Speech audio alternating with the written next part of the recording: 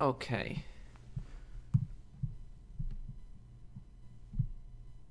Okay, let me see here. Okay, one moment here.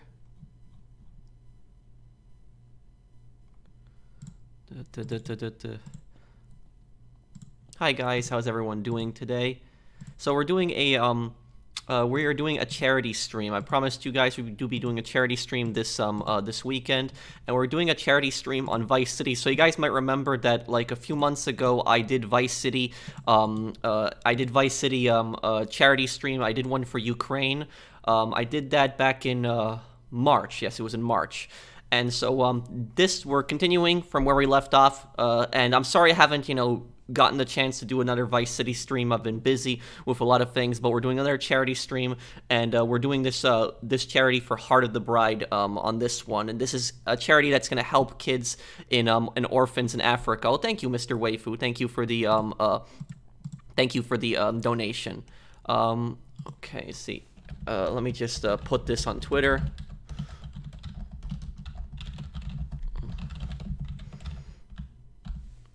Okay. And if any of you guys want to, okay, here we go. Oh, okay. Okay, let me see here. Okay, thank you, Mr. Waifu. And so we've raised $121 so far through my videos. You guys might see this charity's been linked to a lot of my videos. Okay, let me just let me put this on Twitter, make sure everything's good here. Okay.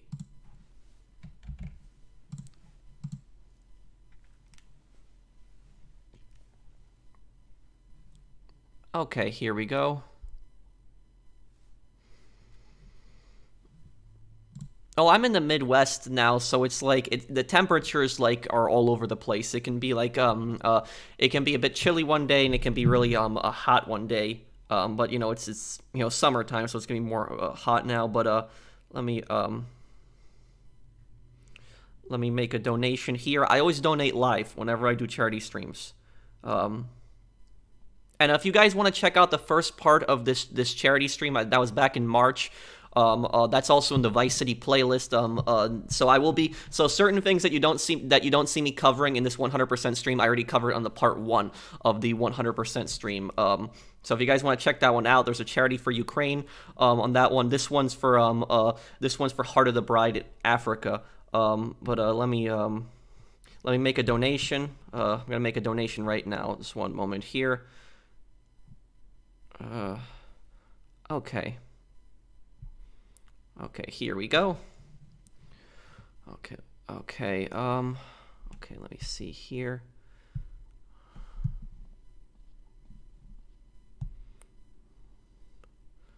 Okay, there we go. I just made a $100 donation. Okay, went through.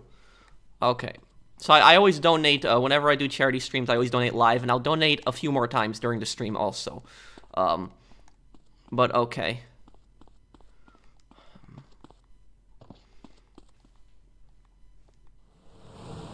I'm gonna try to see if we can get this this charity campaign to $1,000 by the end of this week. Let me was this Diaz's Bulletproof Admiral? I'm trying to remember if that was his that I had here. Was it? Because I hadn't played this in some time. But also, I want you guys to know that I've been working on a Vice City lore video on Tommy Vercetti, and it's nearly done. It's like 70% done. It's going to be up this week. So just so everybody knows, it's another lore video. It's going to be a great one on Tommy. It's going to be up this week.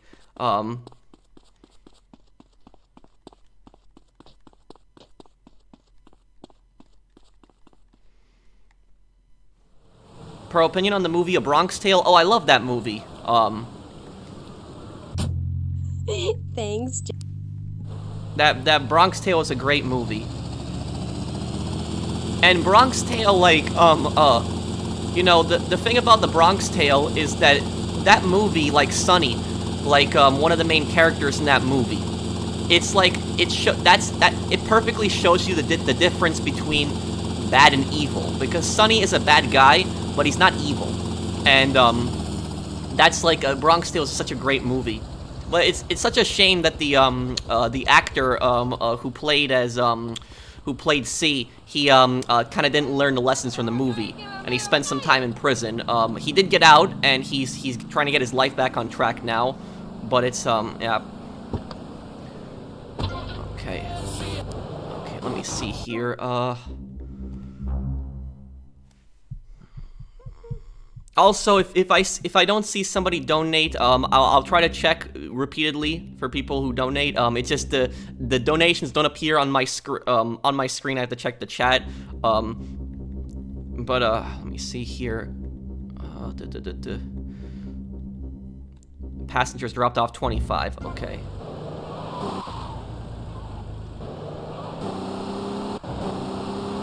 You messed up my gear. Okay, we'll do 25 passengers. Pole position club. And also, I might say something controversial here, but I kind of like the Vice City Definitive Edition. Don't get me wrong, I think San Andreas Definitive Edition sucks, but I like Vice City Definitive Edition because it's like the graphics, like the Vice City looks great, you know, it's really sunny how like Miami should be. I do like, you know, the trees and stuff like this, and I think this game, you know, generally looks better than the original Vice City, so... The thing is, when I played through Vice City Definitive Edition and I played through, like, GTA 3 Definitive Edition, I didn't really have that much of a bad time. I kind of enjoyed playing through the games. But it was when I played San Andreas that I really raged, because San Andreas has so many glitches and bugs, it was just, oh my god. But Vice City, when I played, didn't really have that many problems. So it was,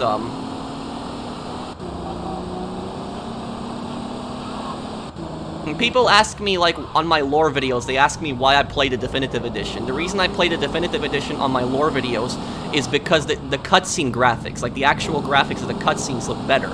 And so some of the character models I know look a little bit worse, but a lot of the other characters look good in the cutscenes of the Definitive Edition, so I wanted to use that for, like, cutscene footage.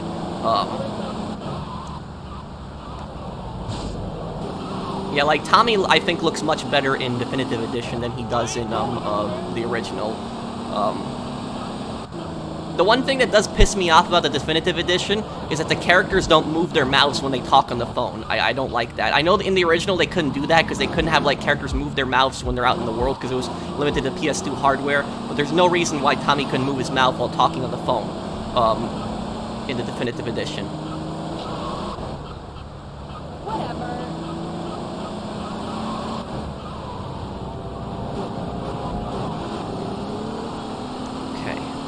I really wish I could play the soundtrack in this game for you guys, because I love the music in this game so much, but it's Music Mafia would claim this all over.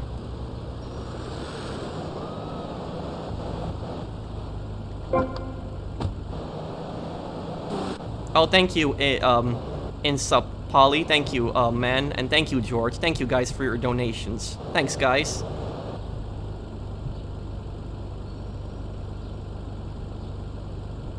Thanks, guys. We're at $246 so far.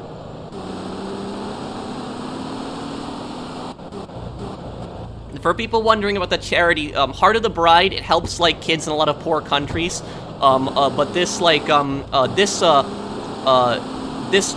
campaign specifically is helping kids in, like, a lot of African countries, helping kids that are in poverty, and struggling because of homelessness.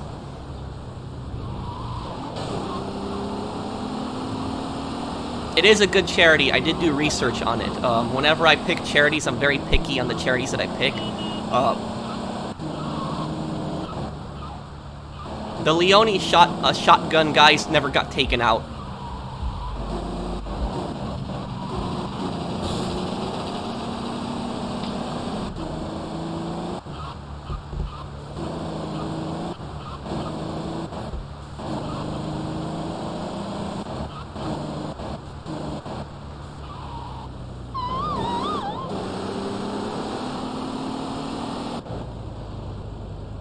What do we have to do in time trials in 100% Vice City? I'll take a look at it a little bit later. I'm just doing taxi missions. But I have, like, a whole list of things I still have to complete.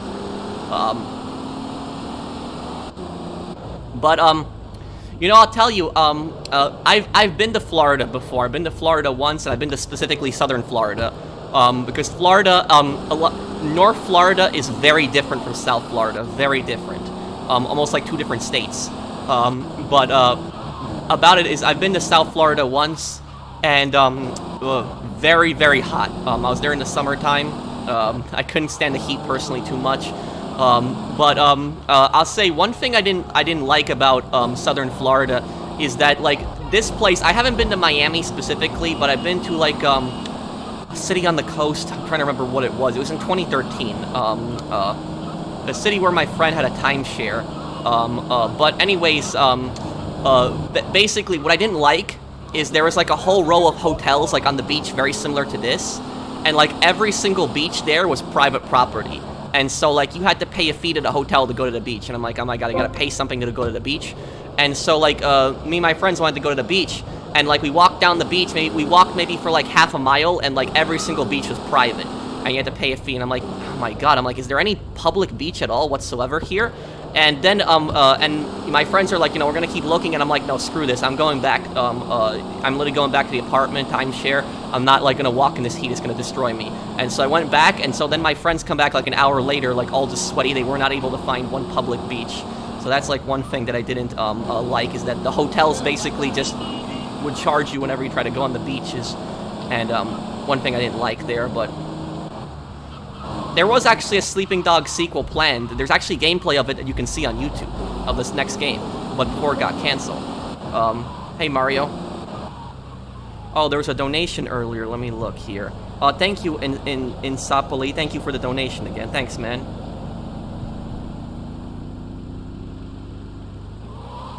Pro, is North or South Florida crazier?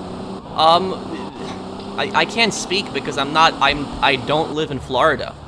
What I can tell you is that North Florida is more like countryside. South Florida is more like, you know, beaches, like, you know, a lot of coasts, very similar to this. Oh, thank you, Anonymous, for the, thank you for the donation. But look, I'll tell you this, if they do the next GTA game in Vice City, if they do Vice City as their next location, I want there to be a Florida countryside. I don't want it just to be Vice City, like, I want an actual countryside that we can also go to. So, like, there's a big city, Vice City, which is based on Miami, but then there's also, like, another countryside, and they could show Northern Florida. Northern Florida would be very different. Like, you go north of Vice City, and you can, like, see North Florida, and then, like, you could also have some islands, like, south of Florida, like, you know, some of, like, the Caribbean islands and stuff like that, something like Cayo Perico. So,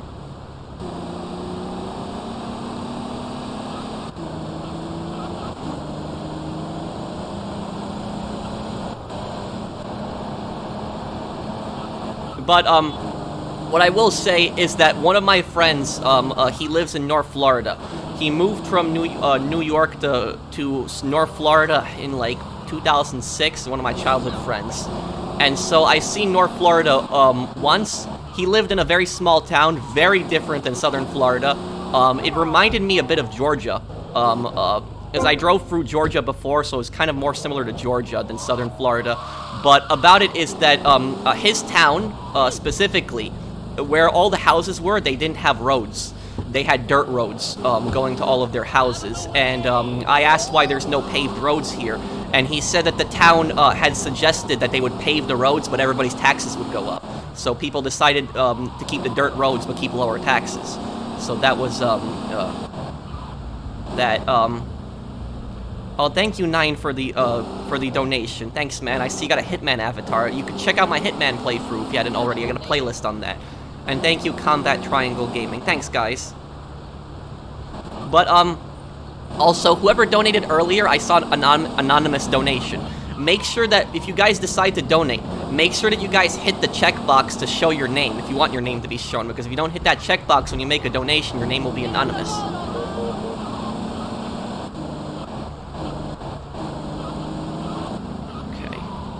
So once I get this up to 25 taxi fares, I'll move on to the next activity here.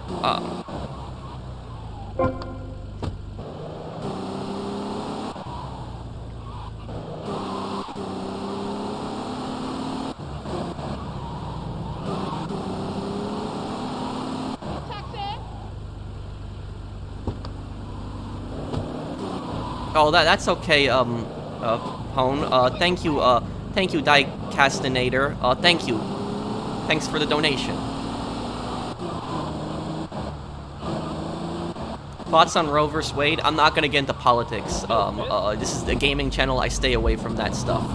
Everyone has a different opinion, and I just, you know, I don't comment personally on stuff like that. I'll comment on stuff like law enforcement and, like, you know, other stuff, but, you know, I'm not gonna, like, specifically comment on that.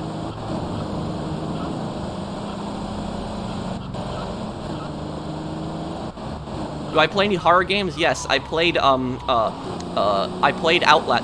games. I played the Dark Pictures games, Until Dawn.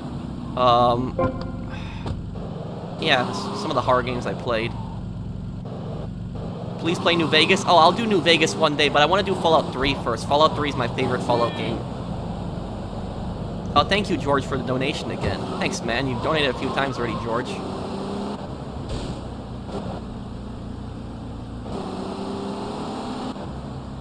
Yes, I would replay Mafia 2 one day.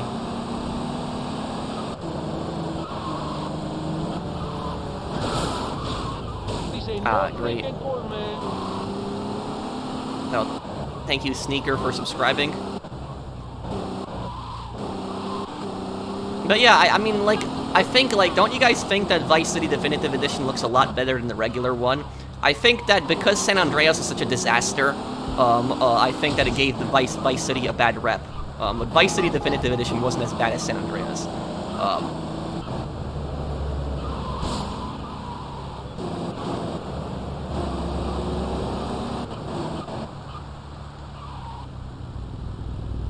I know, Kevin, that's Tommy Vercetti's line to Sonny Forelli. Are the bugs in Vice City Definitive Edition fixed? Well, I've been playing this game this week.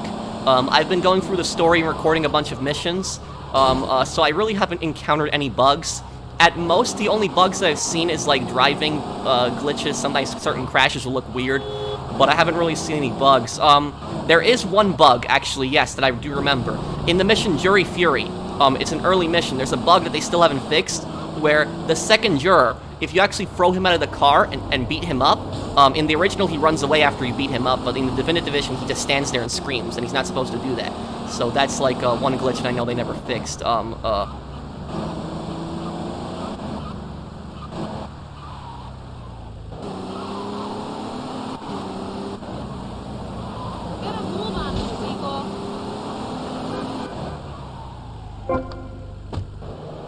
Okay,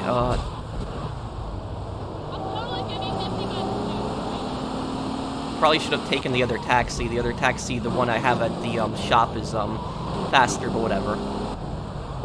Taxi! Yeah, San Andreas, like, there was so many bugs when I went through my playthrough. San Andreas was ridiculous. And some people watch my playthrough San Andreas just to watch me rage at the glitches. But it's like, yeah. I know some YouTubers would just cut that out when they encounter glitches and stuff like that, but I don't cut that out on my playthroughs.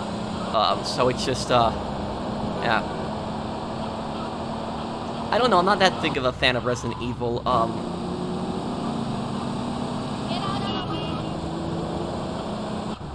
Why is Fallout 3 your favorite one? It has poor writing. I think Fallout 4 has way worse writing than Fallout 3. But, like, it's like, the reason I like Fallout 3 more than Fallout New Vegas is because Fallout 3 is, like, more of, like, what the nuclear apocalypse, I feel, would be like.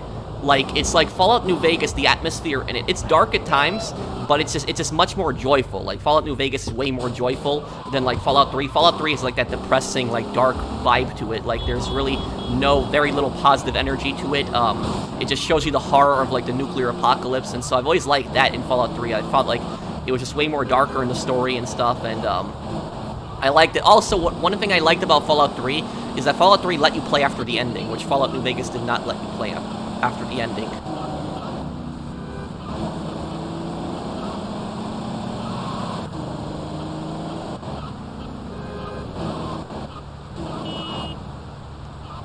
Why is GTA always set in America? Well, there was one GTA game set in London, but I mean, America, I guess, because it's probably the most popular setting, and I guess the majority of the players are Americans. But it's you know, there are these leaks supposedly, if you believe it, that the next GTA game is going to be like in Vice City and South America, which I doubt that's going to be the case. If anything, they might have like a few islands that might be part of like Colombia or something like that. But I doubt that there's going to be like a giant, like, you know, Colombia map or anything like that. I don't believe that personally.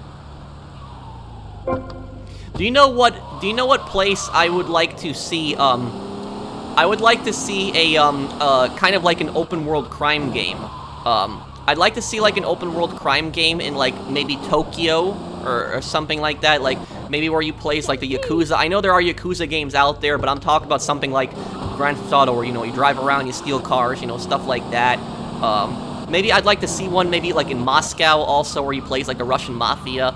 Maybe one in London as well. But it's like they did London in Watch Dogs Legion, so I guess there's that. But there's like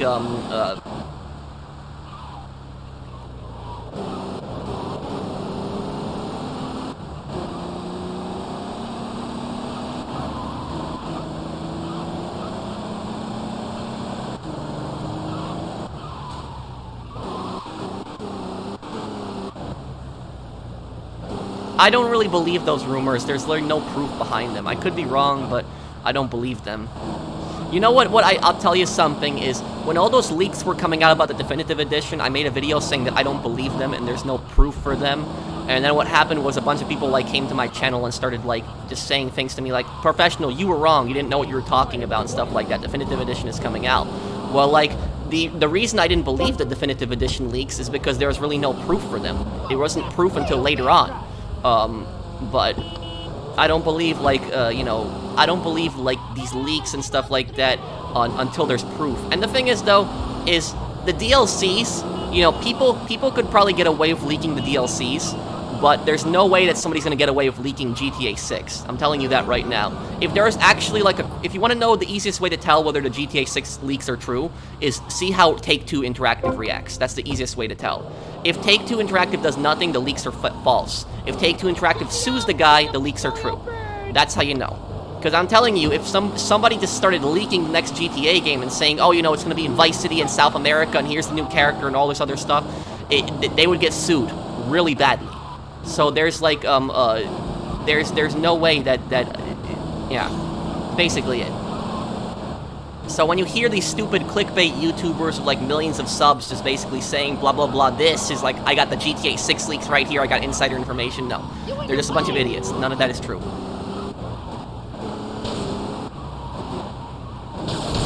Okay, jump in front of the taxi. Okay. Okay, I'm just gonna do 12 more of these guys, and then we'll move on to the next activity. I know you guys don't want to sit here and watch me drive around a taxi for an hour.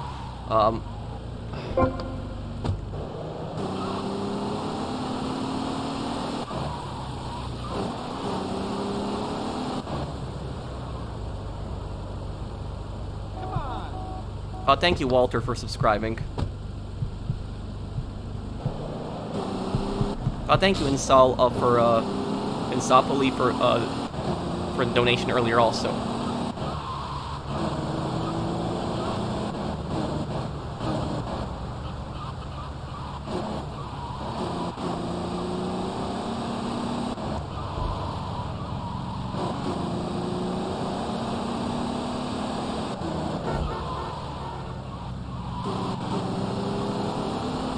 Oh, thank you, George, for the donation again. Man, George, you're on fire with these donations. Thanks, man.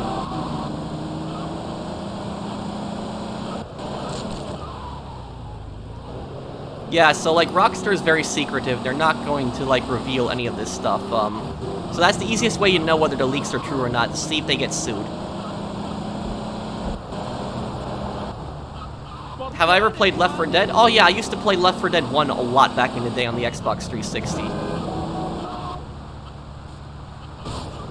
Left 4 Dead is that type of game where you can have a lot of fun in, or you can rage in.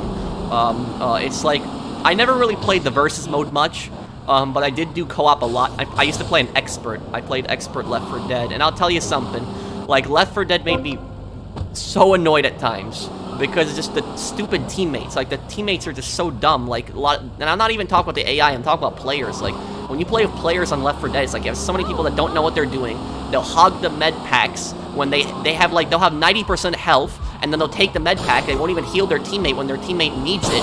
They'll hog all the stuff, all the essentials in the game. They'll run off on their own. They won't help their teammates. They're supposed to stay together in Left 4 Dead. If you walk by yourself, you're dead.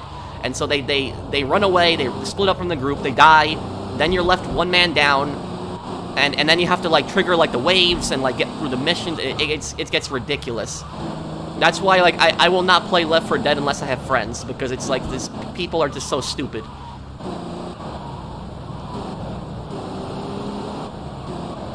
Okay, I'll see him. I'll take care, man.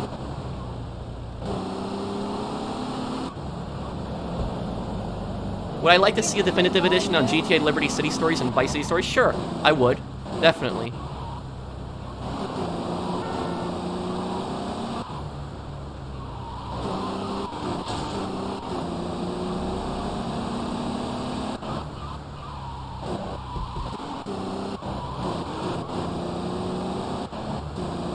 Oh yeah, the tank music, I remember that, like, dun dun dun, like, it was like that music, like, you knew the tank was coming and you knew you were done at that point.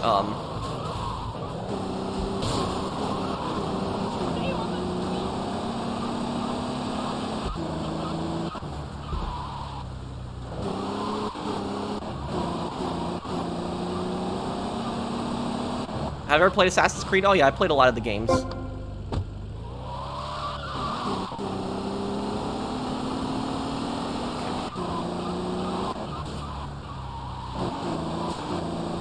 Nine more rides I'll give here.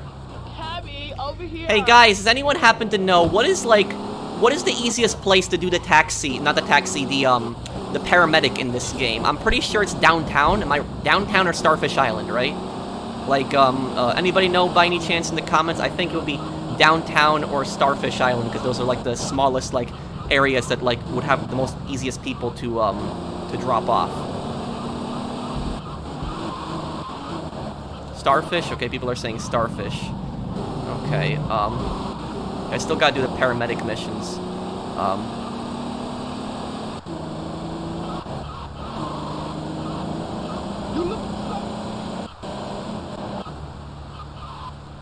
Vice Point? Crazy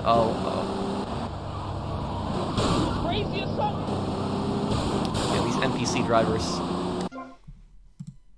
I see we got a YouTuber here,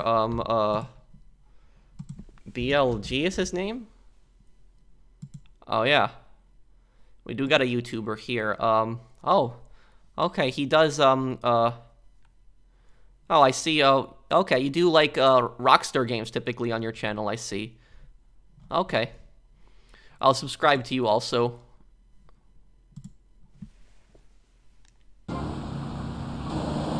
Thanks for stopping by, man. Yeah, I know. Scarface The World Is Yours sequel is supposed to take place in Las Vegas.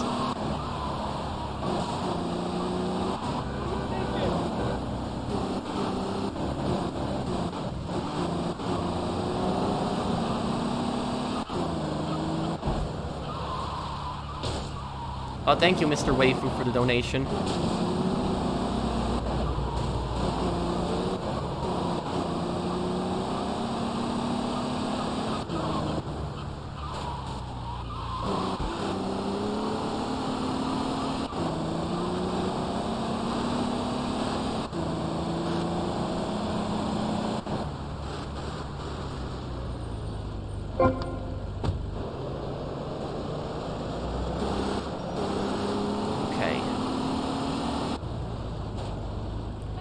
Why was Scarface 2 canceled? I think the studio shut down.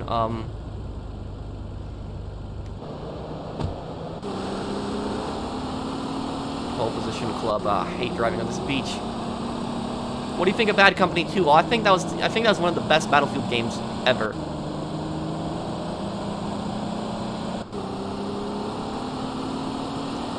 Come on. Okay. There we go. On the grass again.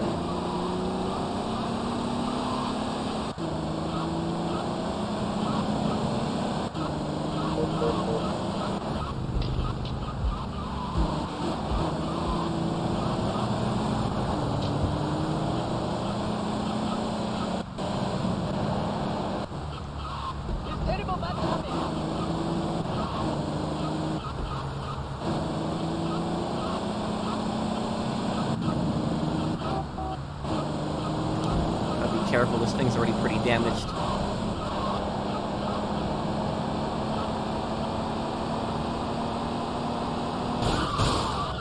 Ah, great. Get out of the way. Oh my god. Whatever. Okay, we'll come back to this later. Let's do something else. Okay, let me look at my list here. What do I still have to do? Okay, I have to do Cone Crazy, and that's actually really close to here.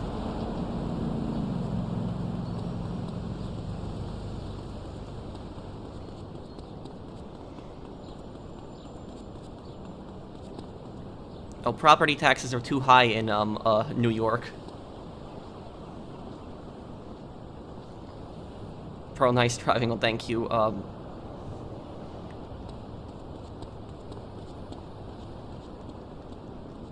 Okay,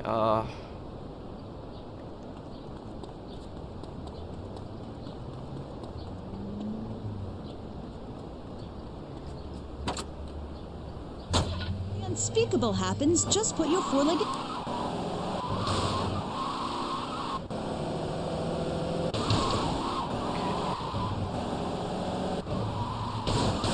is this the one with Cone Crazy? I think this is.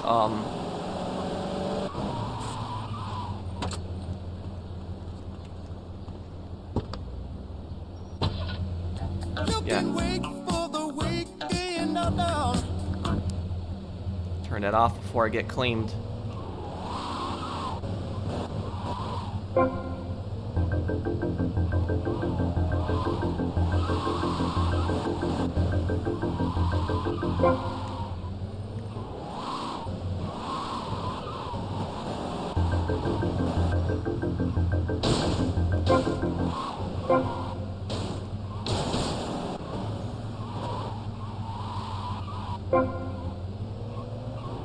Okay, there we go. I did it. I passed Cone Crazy in first attempt. Last time I struggled with that one. Okay. Okay, we can cross that off our list here. Okay. Oh, thank you, Gamer, for the donation. And thank you, Drifter Kids. Thanks for the donation, man.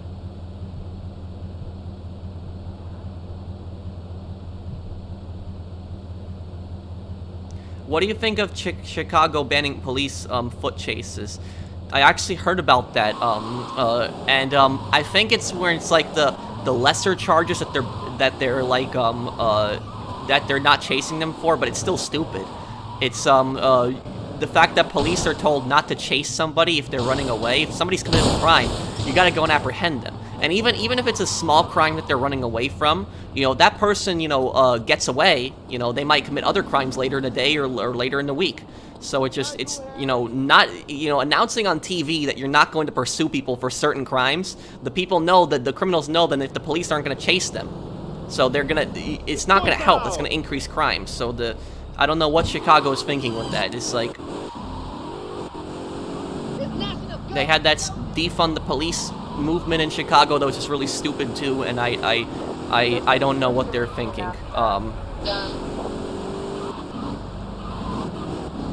Okay,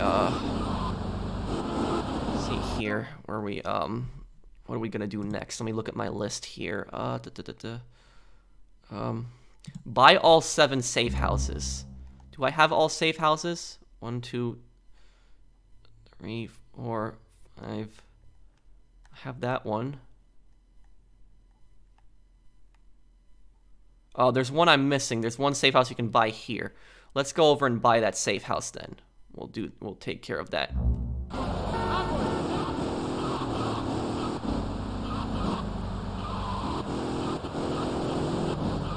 Thank you, Gary, for the donation. Yeah, I'm gonna go and take care of that right now. I think I'm gonna get my helicopter from my mansion.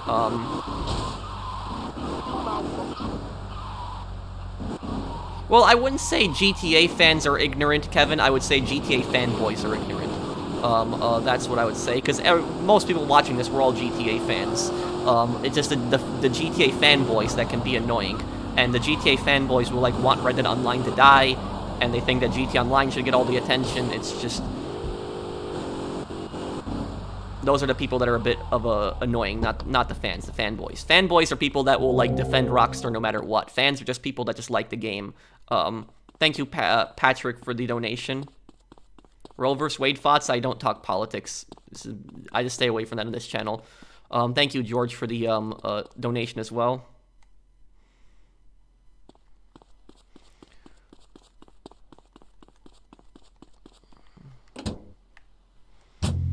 Of the Leo.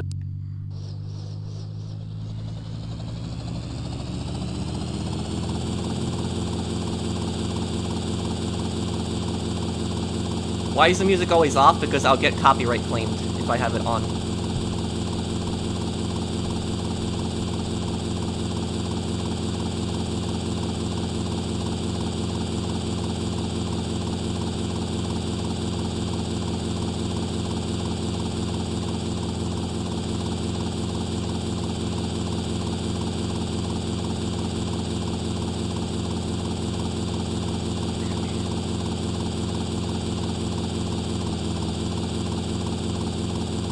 Are you married or single? I don't really date. It's not for me personally. Let me see. That safe house here. Where is it? I know it's like that. It's here in downtown. I think this is it right here. Yes.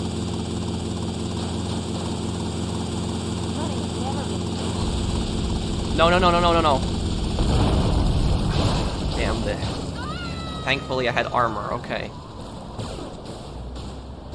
Thank you, Daniel, for the donation.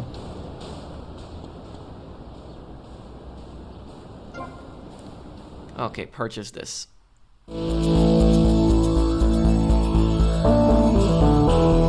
Are you able to access the helipad in this place? I forgot.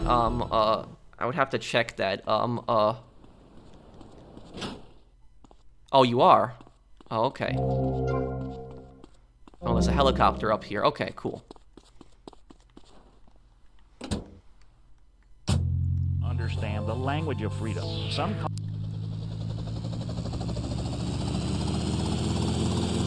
You're pretty much the godfather of GTA. Well, thank you.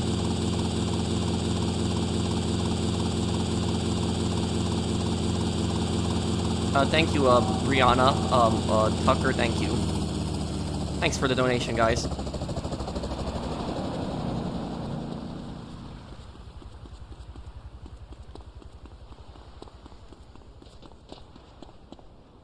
Okay, I think at 20 o'clock, or 8 o'clock, and I can access Hyman Memorial Stadium. I like your outfit. Thank you. My outfit is the exact same as Tommy Vercetti's. So it's, do dress up as the characters, in games.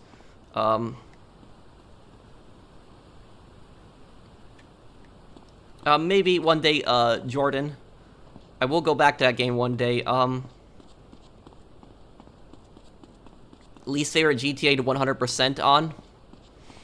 Probably would have been GTA 3. And the reason I didn't like the 100% on GTA 3 was because of the stupid paramedic mission. It was like the paramedic mission in GTA 3 was a nightmare to do all the 12 levels. In Portland, it's actually pretty easy. But the problem is, if you beat the story in GTA 3, like if you kill Salvatore and then you try to do the paramedic missions, you have no chance of doing them in Portland. Like, you will get blown up by the Leone shotguns. And if you try to do the paramedic missions in like Staunton Island, it's too far from like getting point A to point B, and you're gonna get into a lot of car crashes, and you might blow up along the way. And on top of that, there's gonna be so many gangs shooting at your ambulance. And then if you try to do it on Shoreside Vale, you might not have as many gangs shooting at you, but you could flip the ambulance because of all the hills. So it just that's GTA 3 is the one I didn't like doing the most 100%. Bloodring. Okay, I have to complete this. Drive through the checkpoints to increase your overall time. Okay.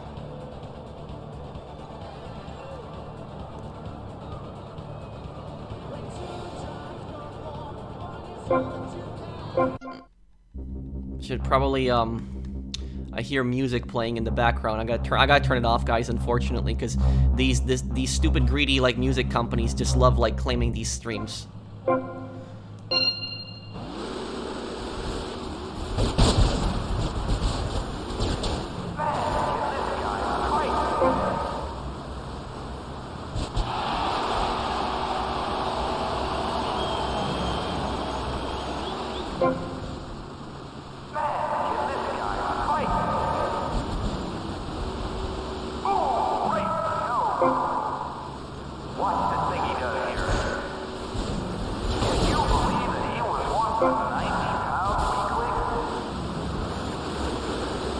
No.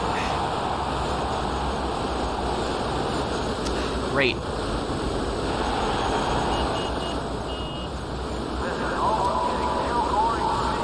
Stop hitting me.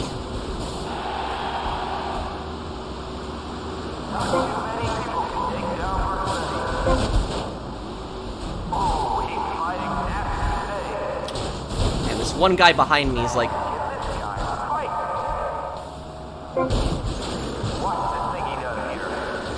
Target time 2 minutes. Come on, come on.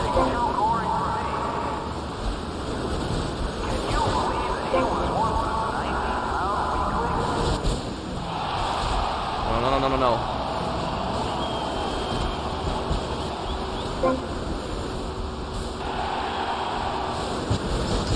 Damn, I could have finished it right there.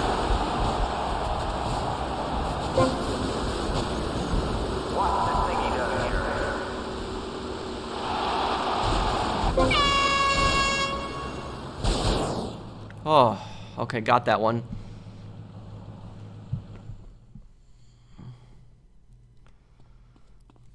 Okay, I can cross that off of my list here. Okay,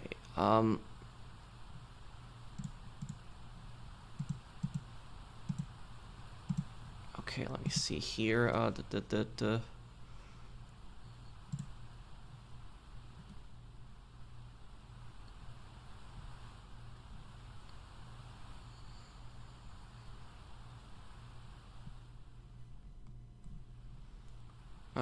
Okay.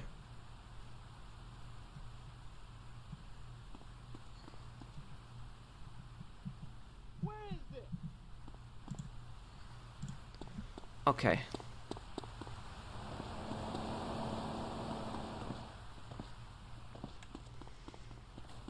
You'll make a great detective. Well, thank you. That's actually what I was going to school for originally. Did you use GTA Wiki to make the 100% completion list? Yeah, I have that. I have GTA Wiki open, and I just look at like the list on like what I got to do, and I just cross off. Like I have it in Photoshop, so I just cross off like what I've already completed. I'm pretty sure defunding the police will just cause more incidents of them getting messed up. I don't know, like, I don't know why some people want to defund the police. I don't know what their line of thinking is. I know that there's, like, you know, bad cops out there that shouldn't be cops, and they should be in prison or fired depending on what they do. But, like, most police officers are good, decent people. They're not racist, they're not bad people, they just want to help their communities. And it's just, the unfortunate thing is a lot of the public doesn't understand that, and they think that the vast majority of the police are bad people. Let me see here, what can I do now? Okay, I know where I'm going.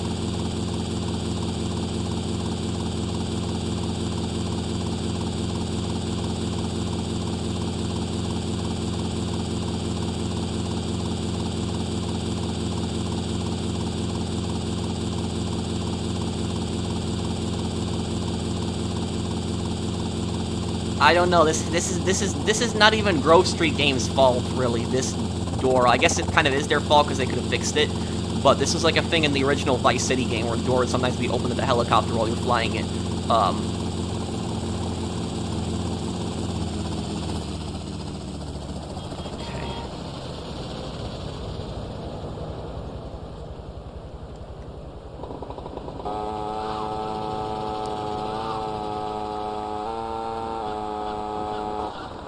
Okay, I gotta deliver pizzas here. Okay.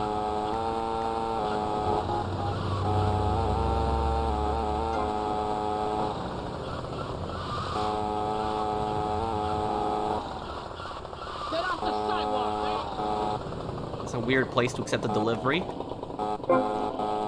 Okay. Standing in the middle of the road, yeah. That's,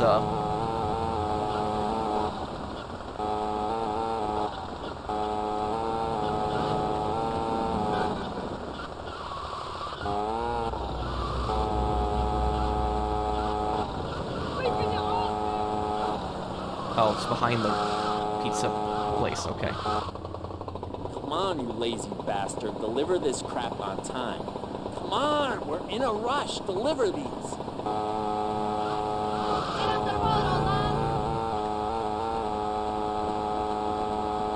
Okay.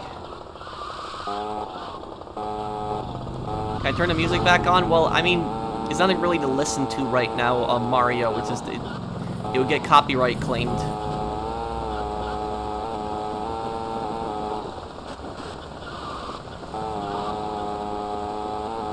Do you like New York pizza? Sure.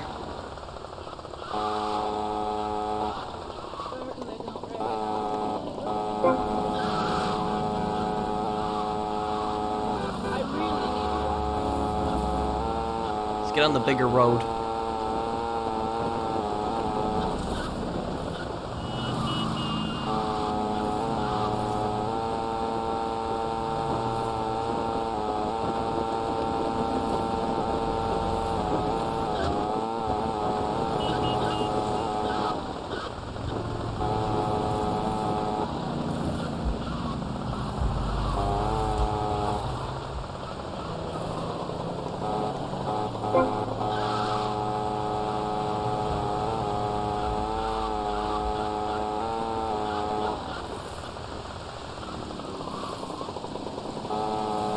Oh, right, the mission passed theme, you won't hear it. You're right.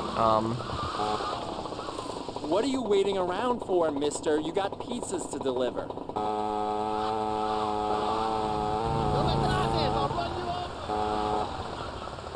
The talk show host, no, that you can't really get a copyright claim for.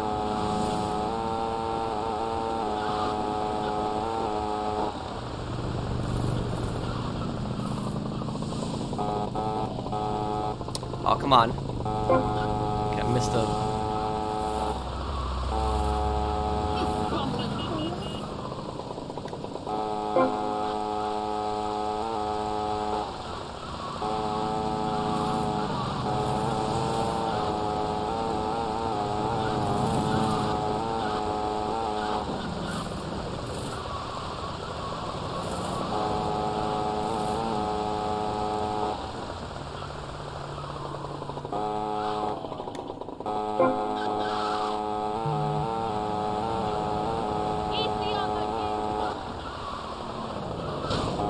Is there any way to tell what mission I'm on right now?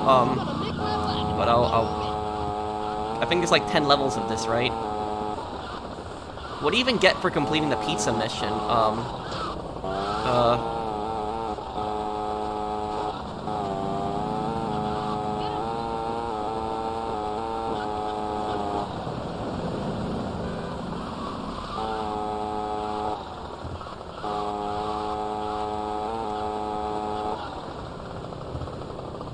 15 HP. I know you didn't want to be a pizza boy. Well, I don't give a damn. It's not a nice boss.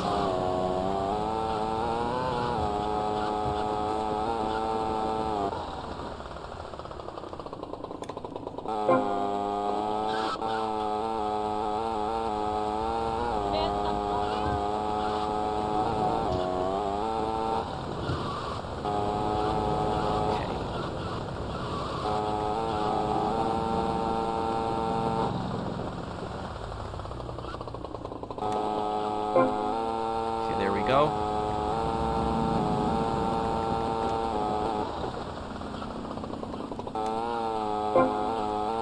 One more. I guess I'll know when I complete it, right? I'll get a little notification. Why did the earlier GTA games have time-sensitive missions? I don't know. A lot of them do.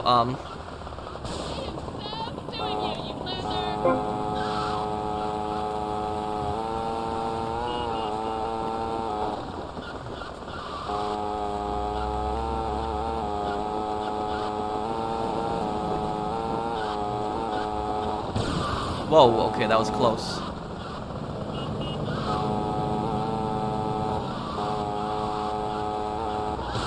Oh, come on.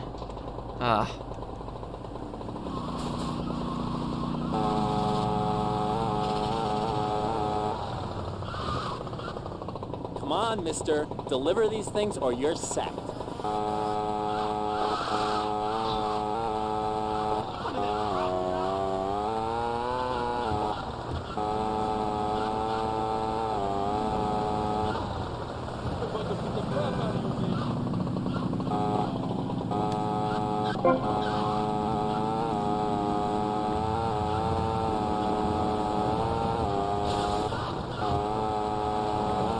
Okay, what level am I on right now? Level 6? Let's see here. One's on the beach. Weird place to deliver pizza to, but...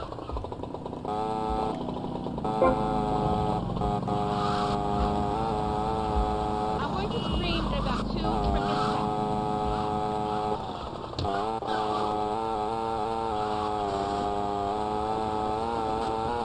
Oh, this is a weird place to deliver a pizza to. Like, yeah, I'm that guy at the end of the beach, standing by myself there in the middle of the night. Come deliver pizza to me.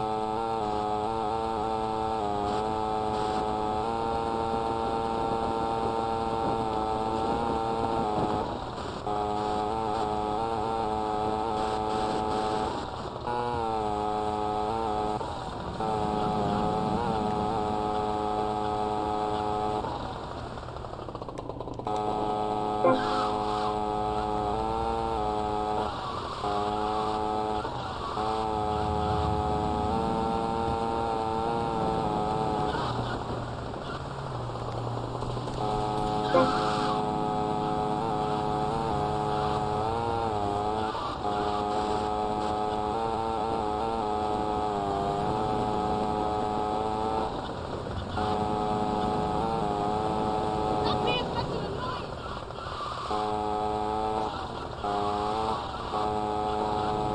Okay, what level am I on right now? I haven't even been counting. Get these delivered nice and hot. Okay.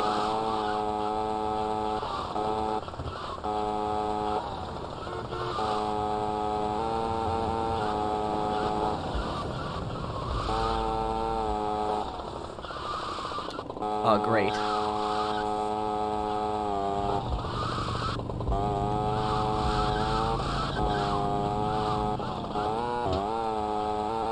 Level 6, okay.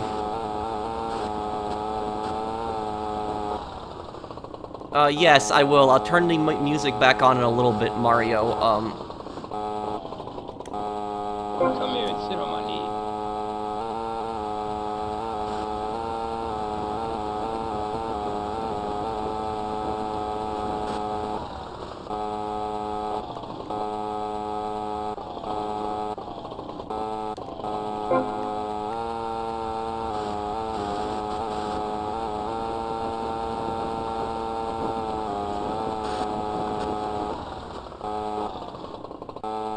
Level 6, okay.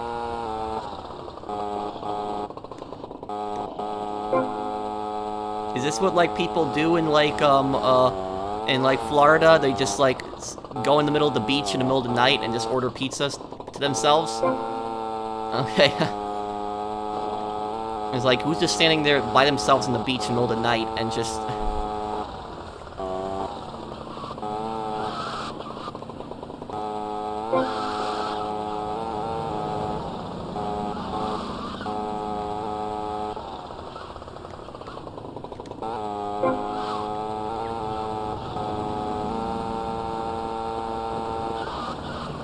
Oh, no, no, no. I'm lucky I didn't fall off the scooter there. Really lucky.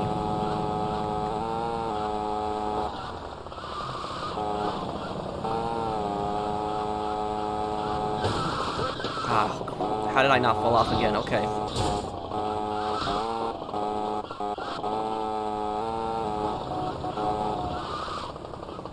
Get these delivered nice and hot.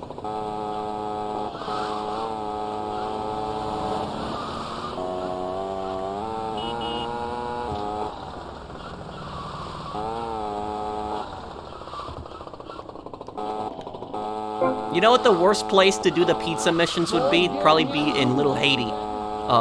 Because you'd constantly get shot at. That's like the hard. If you beat the game, there's like that's like the hardest neighborhood to do any kind of mission in afterwards.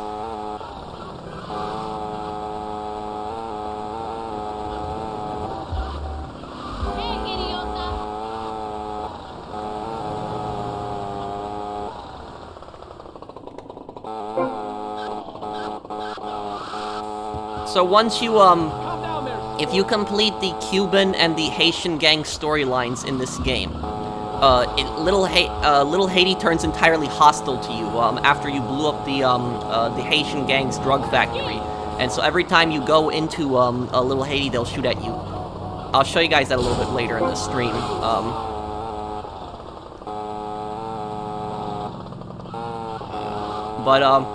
Here's a little tip. You can actually, I think, stop at the pizzeria and get more pizzas. Okay, so yeah, see, you can get more pizzas. You don't have to deliver all of those first. What percentage now? Well, I'll check after I'm done with this mission.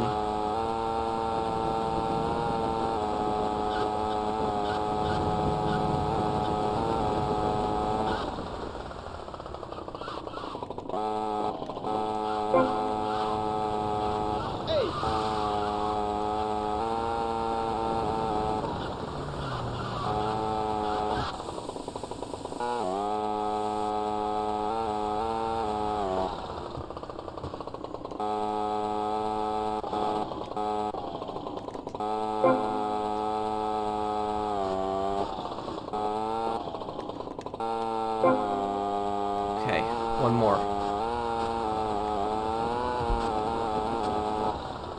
We're doing really good on these pizza missions. Get back to the pizzeria. I think Vice Point, is probably the best place to do the pizzeria missions. Downtown I didn't like because there's so many turns and just a lot of traffic too. I'm liking doing the pizza missions much more in Vice Point. These need delivering, pal. You ain't got no. I got an idea.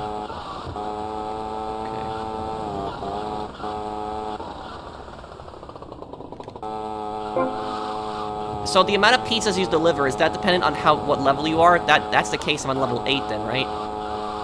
Okay.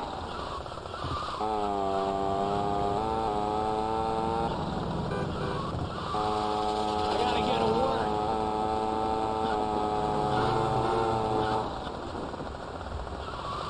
I'm so freaking pissed.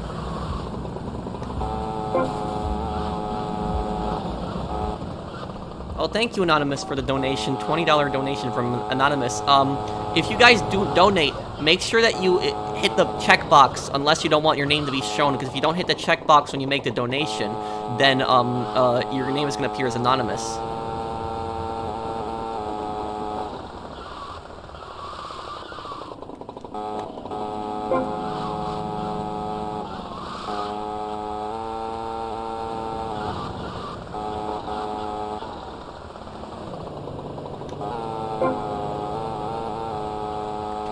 Pizzas to deliver.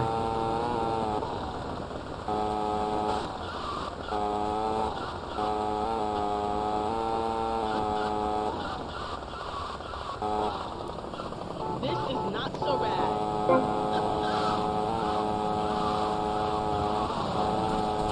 These are your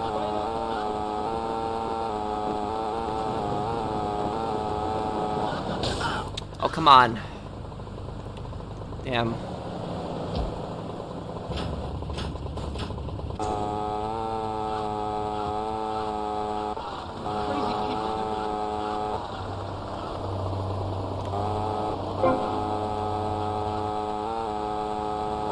Two more left.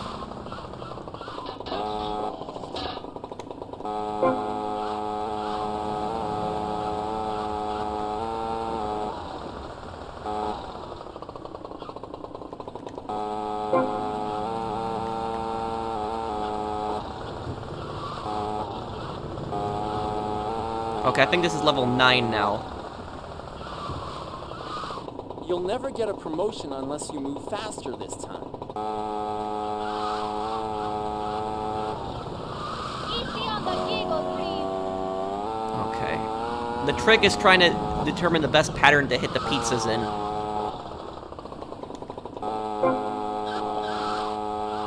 There we go. 8 more pizzas left.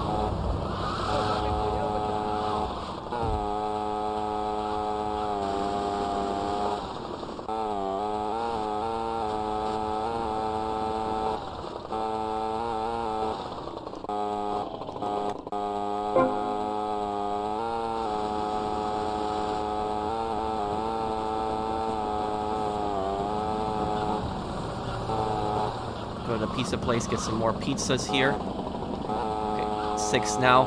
I can't miss any drops.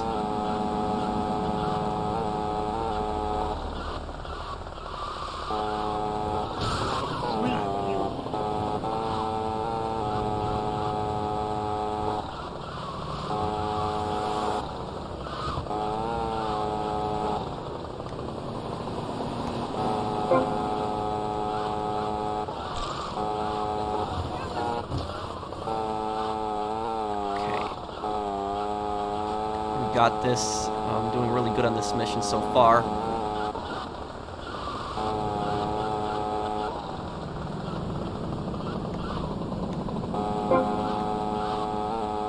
How about using a little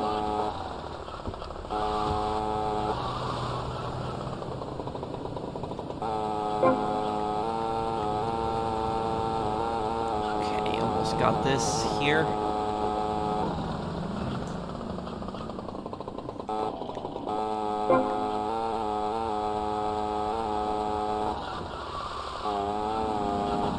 This is like BS.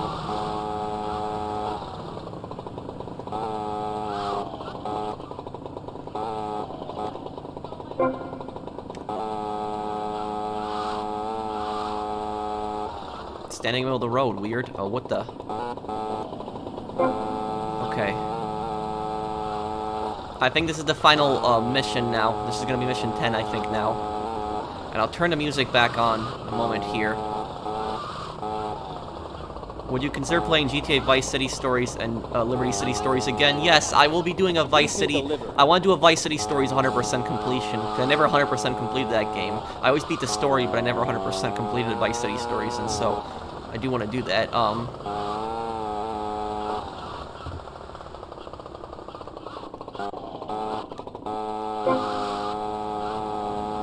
Okay, this is it now.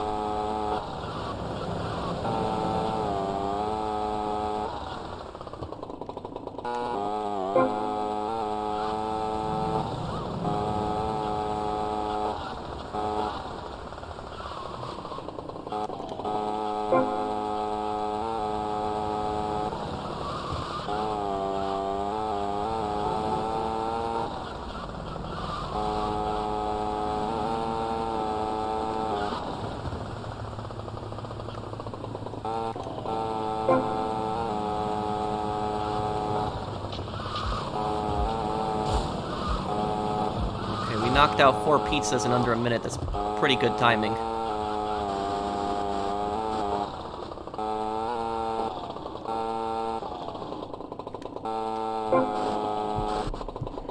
Oh, thank you, Panzer Red, Stowe. Thank you, man. $100 donation from him. Thank you, man.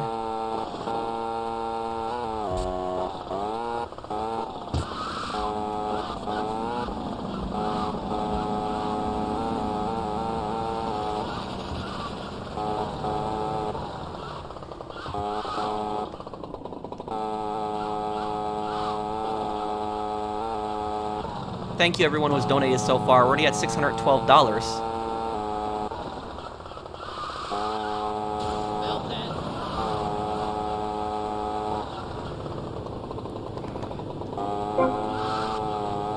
Okay, let's get on over these guys over here. Okay. Don't have to be careful here. I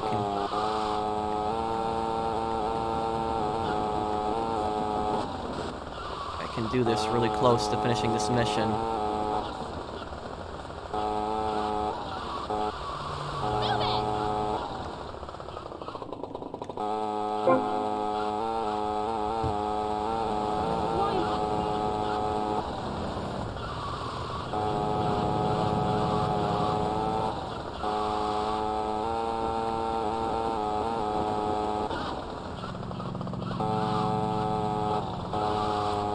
Okay, I'll answer questions in a moment here, guys. I'm just trying to get this mission done here. I think this is the final one.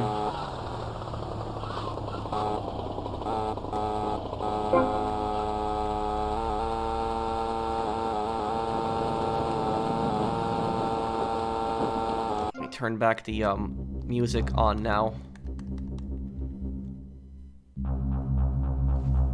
I'm actually happy they brought back the original like menu music, because that was yeah, that was definitely, I think, a step in the right direction, because it was stupid how Vice City had the San Andreas theme to it.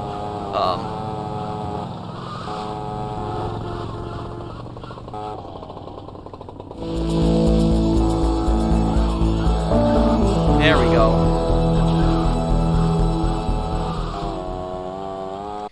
We can now cross the pizza missions off the list here. That's done.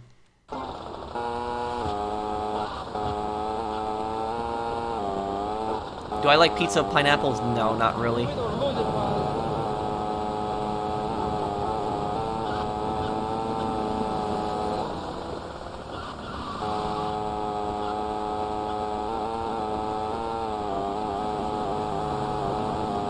Okay, and I'm just gonna save my game. I'm not ending the stream or anything, guys, but I'm just saving my game in case it crashes. I think it auto-saved anyways, but I'm just always save just in case. I completed a lot here already.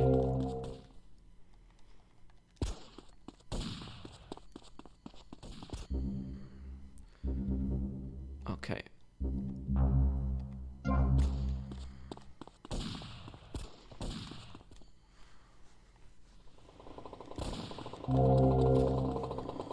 Okay. Here's your...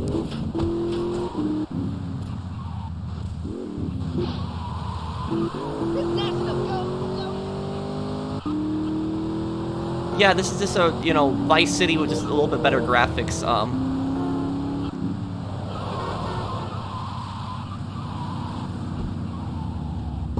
People wanted to know, what my, percentage was, right? 65% already, okay.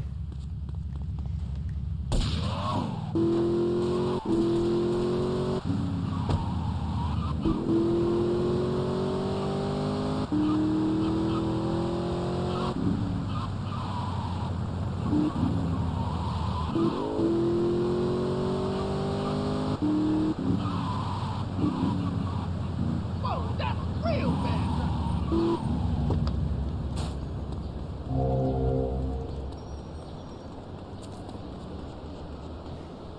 Stretch. That was the only card that I was missing, right? For the, where do I get a stretch in Vice City? I think a stretch is one of the more rare vehicles in Vice City, right? It is, right? Yeah.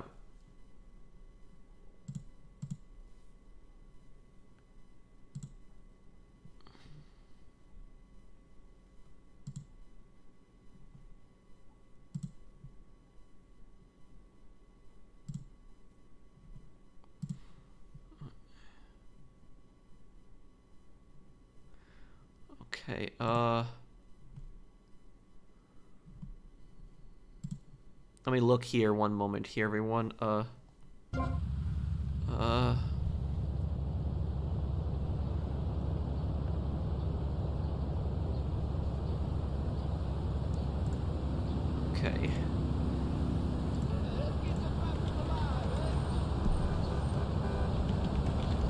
look up where it stretches here.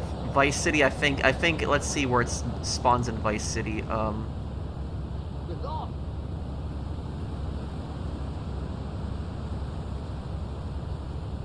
Hey, what's the suit, man?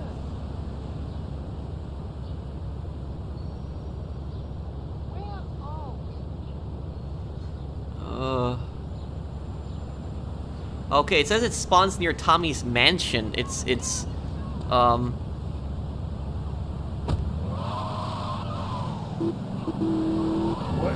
Well, while we're doing that, what we're gonna do is we're gonna rob a few stores here, and you need to rob all 15 stores for 100% also. There are 7 stores to rob on this island, okay.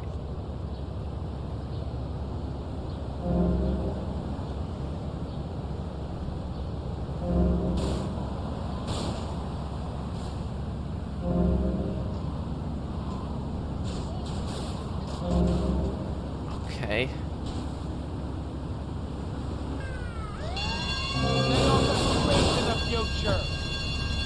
Whoa. Oh, come on, no.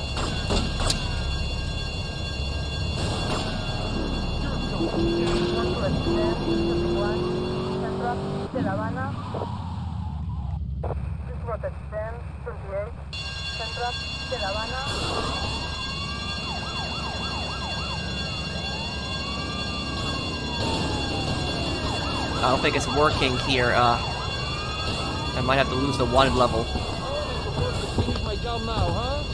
Whoa, okay.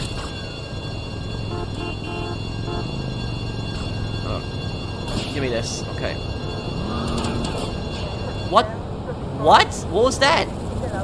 Okay, that was just, I don't know what just happened.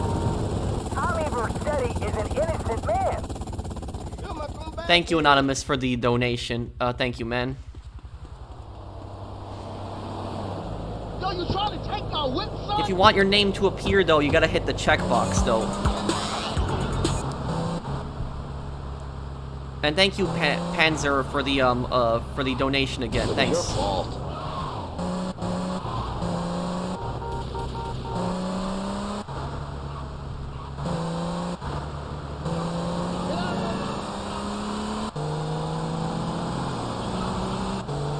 I don't know how that cop knocked me off the motorcycle, like he wasn't even near me. I don't know what happened.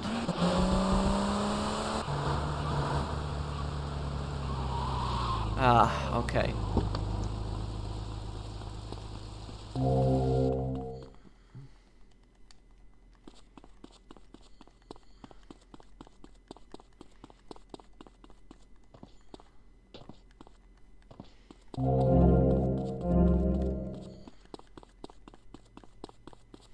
Oh man, am I long.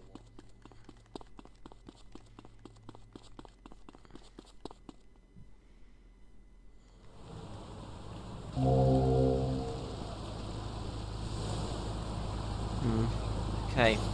The Admiral is spawning there. Hopefully the limo spawns eventually and I can get it too.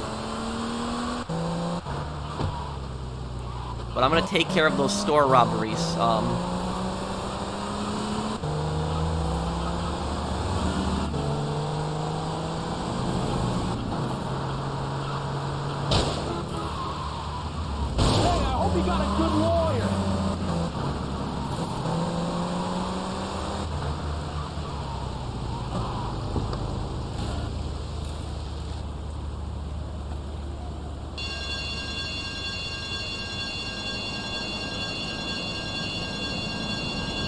Why is this not working?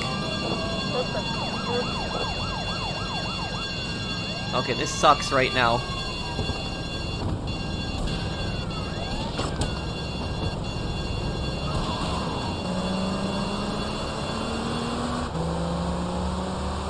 Infamous Ultra Cop glitch. I don't know why I can't rob that store.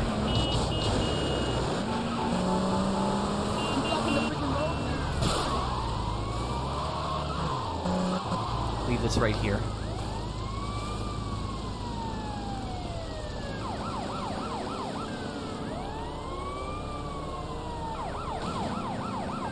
Okay, this store, it needs to be robbed.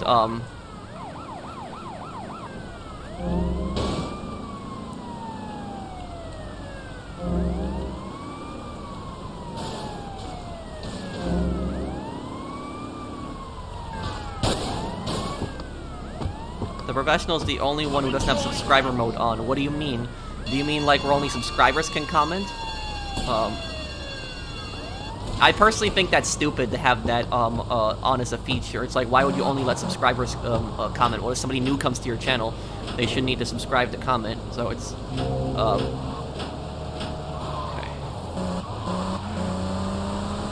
Okay, it's 2 stores robbed on this island. 5 more stores need to be robbed.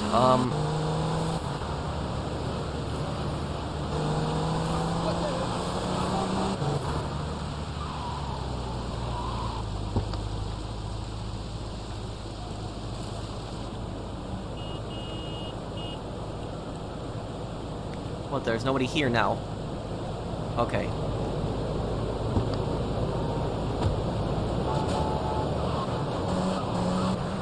Let me see where those other stores are here. Okay.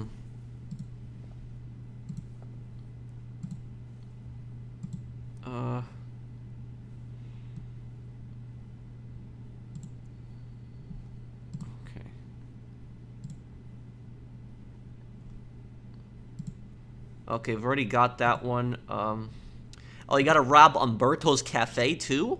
That's a place you gotta rob, too? And the laundromat, okay.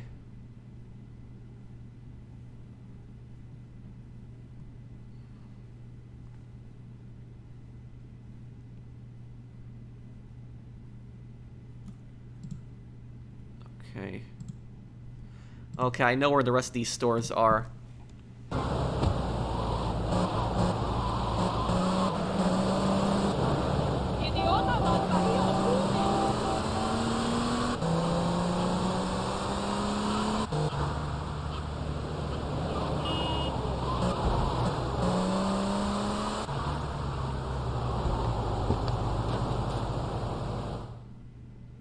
Young for me, mi querido.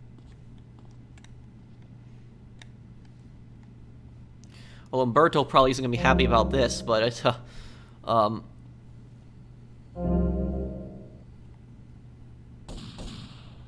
might as well take this now. okay, that's everything. Let's get out of here.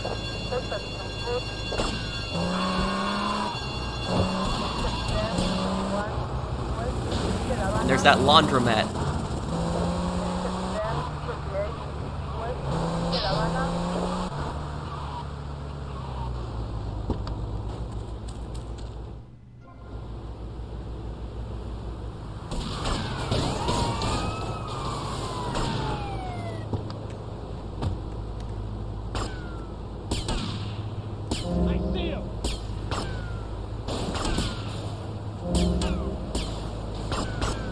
Now the thing about this is, what a lot of people don't realize is that laundromats would probably actually have a lot of cash on them.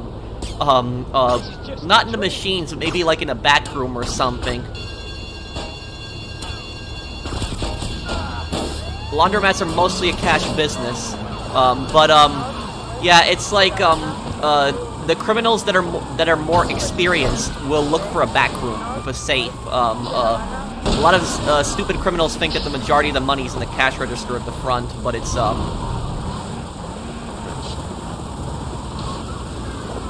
hey, handsome pro, thank you. Okay, get out of here now. Gotta, come on. Gotta get to that, oh, well, the cop just killed someone, okay, come on, get to the pay and spray, come on. Come on. Some people tell me I drive better with no tires than some people drive with all 4 tires.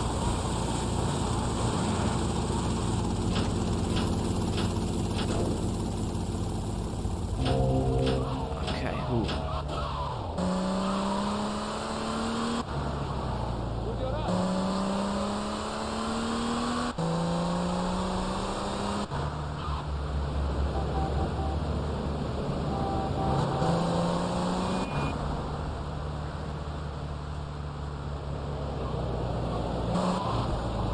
But yeah, like,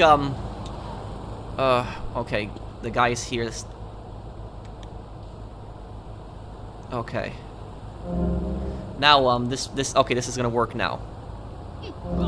But what I'll tell you is, a lot of businesses don't realize how much at risk they are for, like, robberies. What I'll tell you is that, there are things businesses can do to minimize their risk of a robbery. But a lot of businesses don't do it because they're cheap. Oh, great. How do I get out of here now? I can't get that car anymore. It's done. It's too close to the cops. Come on, come on. Sorry, I'm sure Umberto will understand. Okay, I need this right now. Okay, now what I was trying to say is that there's like a lot of businesses out there that like the one simple thing that they can do to reduce the risk of a robbery happening in their business is have cameras. And not just have cameras, but have visible cameras. But you guys would be surprised how many businesses have fake cameras. Businesses have fake cameras all the time.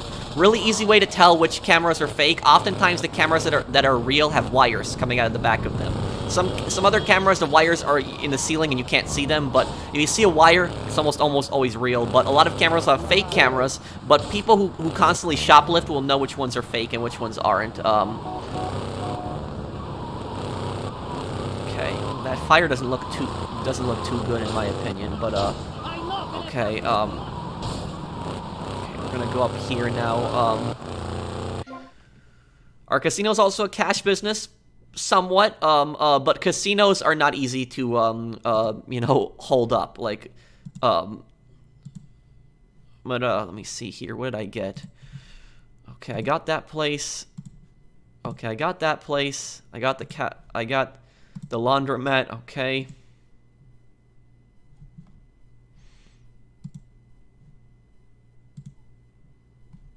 Okay, there's 2 more businesses for me to go after here. But what I will tell you is another way that businesses can keep themselves more safe is another simple thing: have more people on shift. The more people that you have working, the more safe you are. Because criminals will look at that and they'll see that they'll see a lot of people are on shift, and they won't try to rob the store at that time. And there's a big difference between robbery and theft. Theft is just when somebody puts something in their pocket and walks away. Robberies when there's actual physical force involved, intimidation. Let's see, the other store should be like around here. But yeah, a lot of times stores are very cheap a lot of times. And so they don't want to put more people on shift, but that also that keeps them more safe. If there's more people on shift, employees are more safe because of that. Very, very, very rare will robberies happen in the daytime. Robberies very rarely happen in the daytime. Robberies will happen most oftentimes. Oh, great. Robberies will happen most oftentimes during 2 times. They will happen either very early in the morning or very late, like right before closing. That's when robberies will happen. And most of the time they'll happen right before closing because most of the money will be taken up to the safe in the office. And so a lot of times the more experienced criminals will know about that. But that's why, like, you know, the last hour working in like a store is the scariest hour when it's like approaching night, because that can happen at any time. And there was times when I used to work in retail, it got kind of scary. Like, it was just like a bad time to work, and like you just had a bad feeling in your gut. And like my store is like the last store in the shopping plaza that closed, so there was like the shopping plaza was like all pitch black except my store, and it was just it got a little scary. So that's just the thing about it is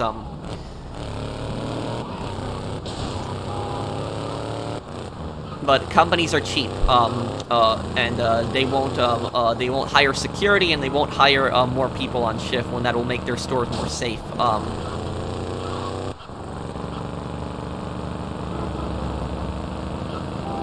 And a lot of companies are so greedy that they would rather their store get robbed and get like an insurance payout instead of like providing more security and more people on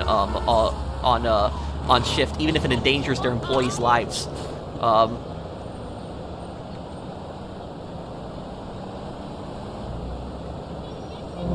Okay. This place I just have to rob, and then one more. And were you told what to do in case of a robbery? Yes. We had specific policies on this when I used to work in retail, and the thing is, the first part of the policy I thought was okay, but the second part of the policy was stupid. And the first part of the policy was basically just comply with the robbers. So, you know, they come in, you just give them whatever they want. You know, it's not worth your life or your health. You're endangering yourself and what for some greedy company that doesn't care about you. Like, some people I know will try to fight back, but it's the best thing in that scenario is just to give them what they want, because most of the time the criminals just want to take the money and leave. And so just, you know, it's not worth, you know, putting your life at risk for some greedy company that doesn't, like, care about you.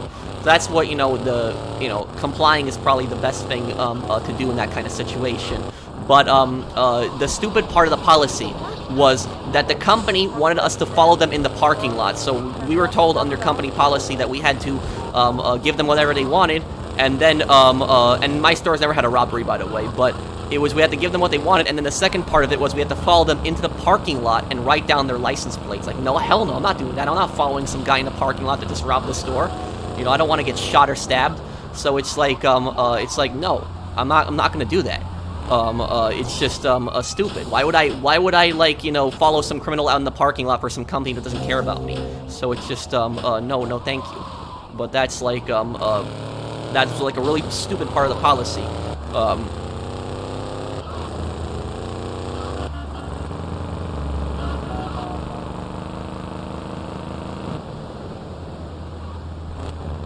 Oh, I'll do a walk through the Sopranos one day. Oh, and thank you, Papa, for donating. Thank you, man. On rare occasions, a police officer can teleport to your vehicle and bust you almost immediately. This was a glitch that has been present since the original release of the game. Oh. Huh.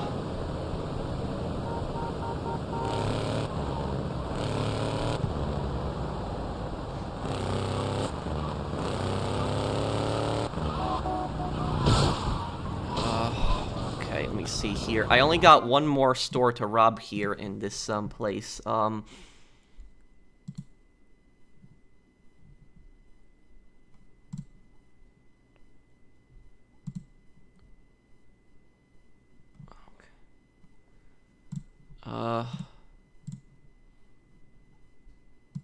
Okay.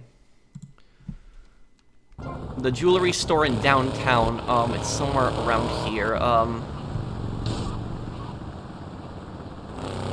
Have you checked out the YouTube channel Active Self-Protection? I've seen a few of their videos, in the past. Let's see here,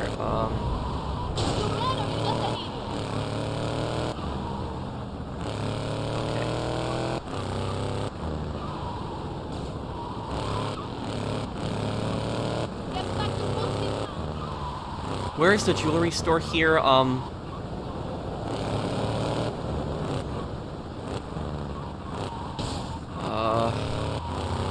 see it. It's the one store that you can walk into. Great. Open your eyes.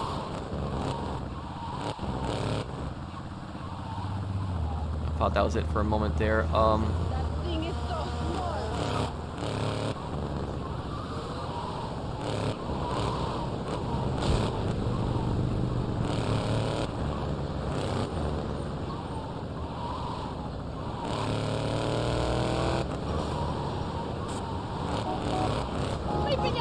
I might just look it up if I can't find it, the exact location. It's in downtown somewhere. You need to rob all the stores for 100% completion.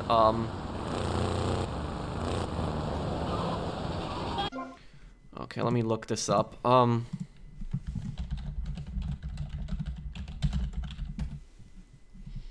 me see here. Let's see.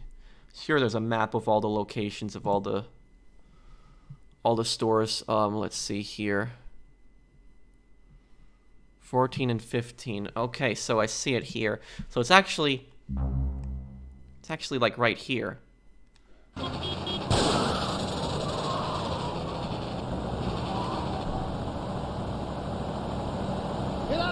I'm banning the bot. I'm sorry, guys. I've banned that bot several times, but he just keeps coming back.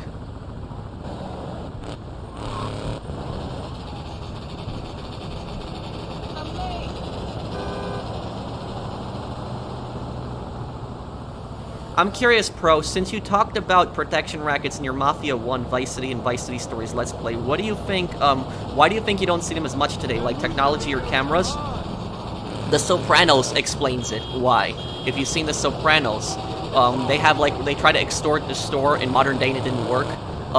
It's because back in the day when the Mafia used to do their extortion and a lot of their protection rackets, the store, it was mostly mom and pop shops, which were most of America. But today, you don't have as many mom and pop shops. Today, it's most of the large corporations. And the mom and pop shops don't make that much money today. They used to make more money in the past. But now the large corporations, people buy from the large corporations all the time. So the Mafia isn't going to get that much money, you know, getting from a mom and pop shop today as they used to back in the day. So that's really the main reason. They can't extort a corporate store. That's not going to work. It's corporate money is very carefully calculated exactly where everything goes, and so it's not going to work. Oh, here it is.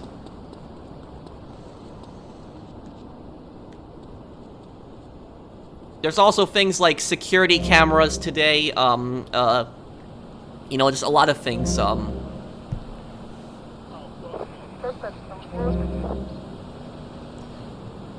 Pro, I really like that you wear outfits based on the game that you're playing. You have the exact outfit as the character, so thank you. Okay, that's all the stores robbed on this island, mainland. Okay, let's out of here.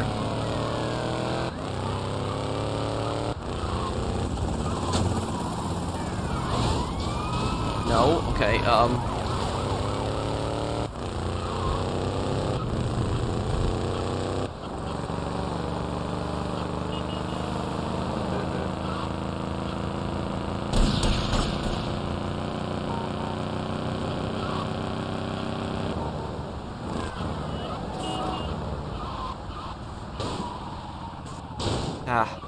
Come on, come on.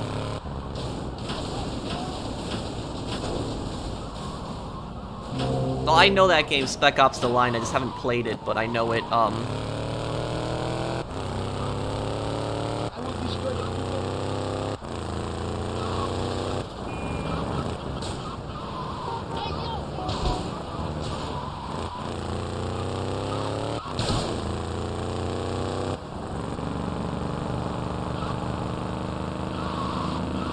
But also, I'll tell you guys this. Oh, thank you, Papa, for subscribing. There is some kind of pickup over here. Is that a Rampage or what was that?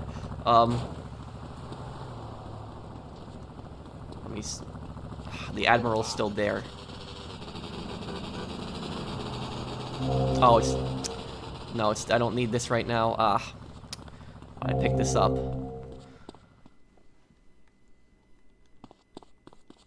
Next game will be Modern Warfare Remastered. I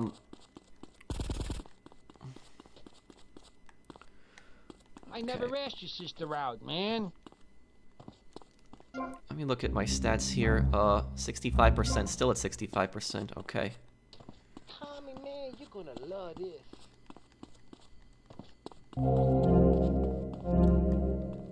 Man, it's hot today, man. But, what I was gonna say is that, in terms of robberies, do you know what places are, like, the most vulnerable of, like, being robbed?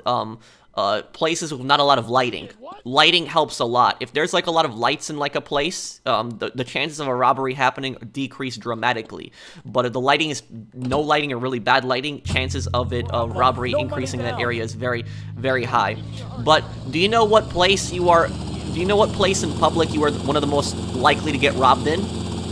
It's the parking lot of like a large department store, typically Walmart, and at night. So like literally, one of the worst things that you can do is going shopping at night. And I know that you know things happen and you can't make it during the day, but just try your best to always shop during the day. Try not to shop at night, because criminals will sit in the parking lot. They'll see somebody pull up, and they'll wait till that person's coming out, and they see a person coming out with a lot of groceries. They look at their car also, and they try to judge how much money they have on them. And so criminals will stock parking lots. They will rob people in parking lots at night. So that's like the worst thing that you can do is to literally go shopping at night. When I say night, I'm talking about like 9, 10 p.m., like around that time. Even later, if there's like a 24-hour place, it's even worse if you go like much later. If you do gotta go shopping at night, one of the best things that you can do is park right next to the door. Right next to the door, and if there's a space. The reason you want to do that is because right next to the door there's more lighting, and there's also cameras, and criminals will stay away from that typically. So that's one thing that you can do to minimize your risk. But yeah, that would just I sometimes go at night because I don't have time in the day, so I'm kind of a hypocrite, I guess, for saying this. But if you can, you know, go shopping always in the daytime, because at night in like a Walmart parking lot, you are at risk. And I don't care if people tell me, oh, I live in a good neighborhood. It doesn't matter. If you're in a parking lot where it's at night, department store, criminal can just drive. You can have a bad neighborhood a few neighborhoods from you, and the criminal can just drive a few miles to the good neighborhood, where people typically will have a little bit more money, and they'll just sit there and wait for somebody. So it doesn't matter what neighborhood you're in. It can still happen. But I hear that argument all the time. People say, oh, I live in a good neighborhood. It's fine for me to leave my doors unlocked. It's stupid. No, you shouldn't do that. Okay, let's see here. What am I doing coming over here? Right. Right, I wanted to get my outfit changed.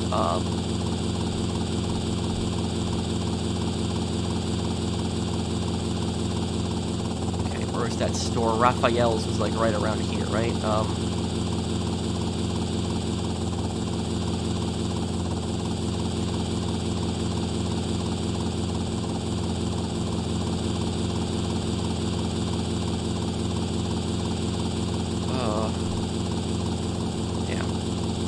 Where was Raphael's, oh, there it is. How did I miss it? Okay, it's right down there. Get away from me!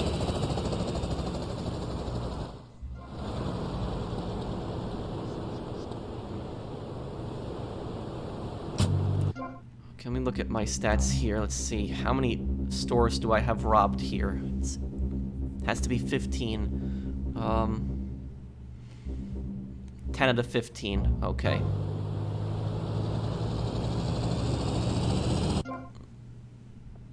Okay, let me see here then.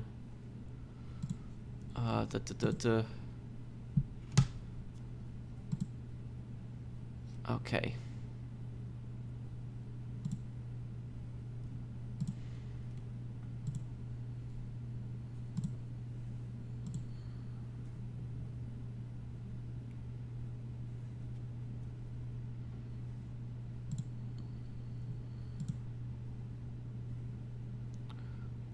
Okay,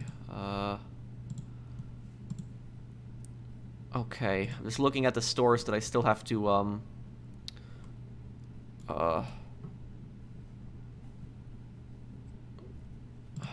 okay.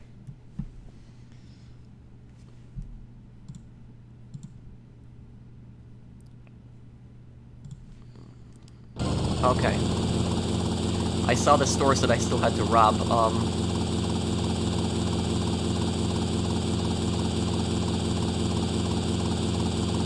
I think that I think that the Vice City Definitive Edition gets a bad rep because of San Andreas, but Vice City Definitive Edition isn't as bad as San Andreas, and I do like a lot of the graphics better in this one. I don't think Vice City is as bad as San Andreas. Like, San Andreas was Definitive Edition was much worse. Okay. Okay, hold this place up here.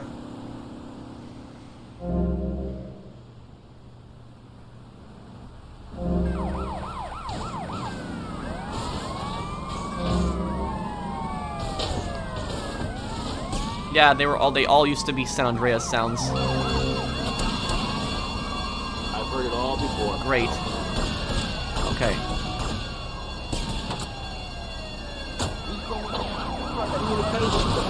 Whoa, whoa. Oh no, it's not good.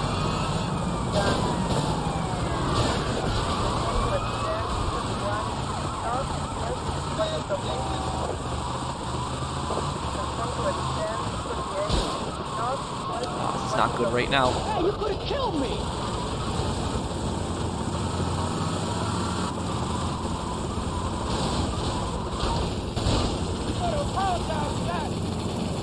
Give me this. Okay.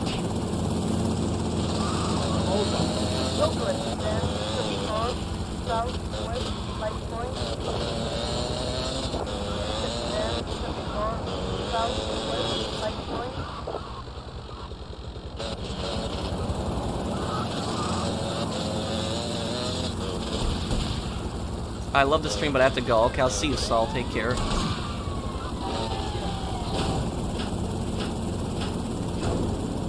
Professional, what is the state with the most highest percentage of crime?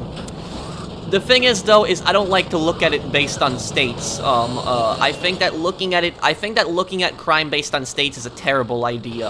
And the reason is because oftentimes when you could argue that certain states are more dangerous than others just based on that alone. Like, for example, usually in like states, people look at like the overall crime rate of it.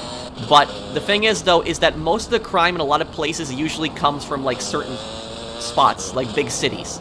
Like, for instance, there might be like one state that's like doesn't have like a lot of population, but has like one big city, and that one big city has a higher crime rate than average. And then because of the population, you mix that in, and people think that the state's dangerous because of that. So I don't like to look at it like that. I look at crime based on cities, more of it, cities and towns, instead of looking at it by state. I think looking at it by state is a bad way to go about looking at it.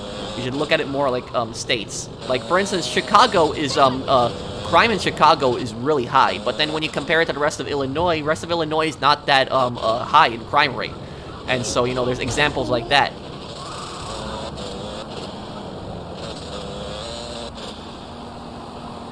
What is the one state? I think it's Tennessee. I think Tennessee is the one that has like a really high crime rate, but a lot of the crime in Tennessee happens in Memphis. And so people look at that and then they think that Tennessee overall is like a dangerous state when it's not. So it's like it happens with Georgia too. People think Georgia is a dangerous state, but a lot of the crime happens in Atlanta. So it's usually like a lot of the urban centers, like a lot of cities, bigger cities, is where you'll tend to have more of the crime. Okay.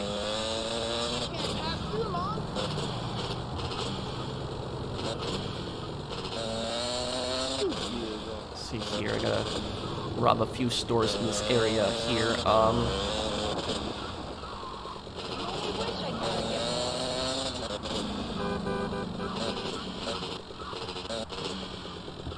Move your ass. This is nice ladies' beat.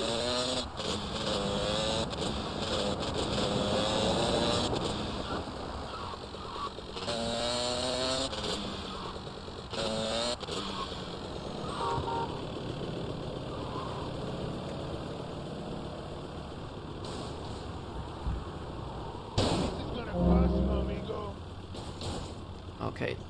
Now 6 stores left after this. You make me run and I'll get all sweaty.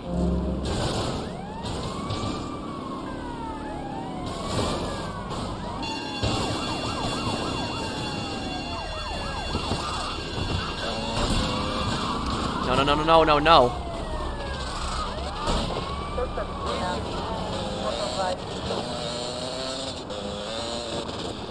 6 more stores in this area to rob. Okay. No.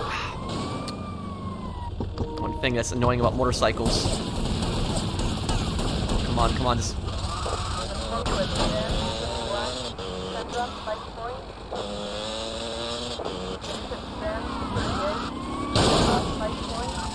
Damn, stop ramming me.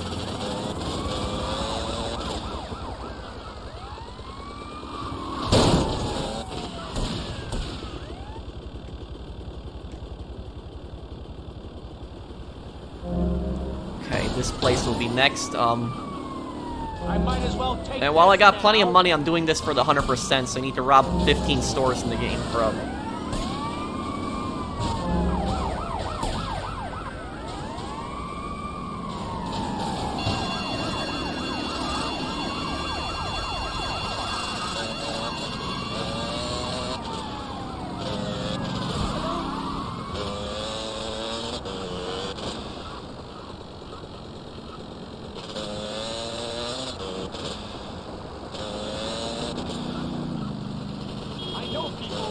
But what I'll tell you guys another thing.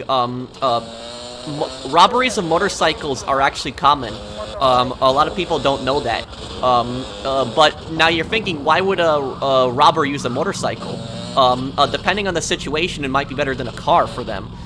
There are actually robberies where, like, a motorcycle can get into certain places a car can't, and that makes their escape easier.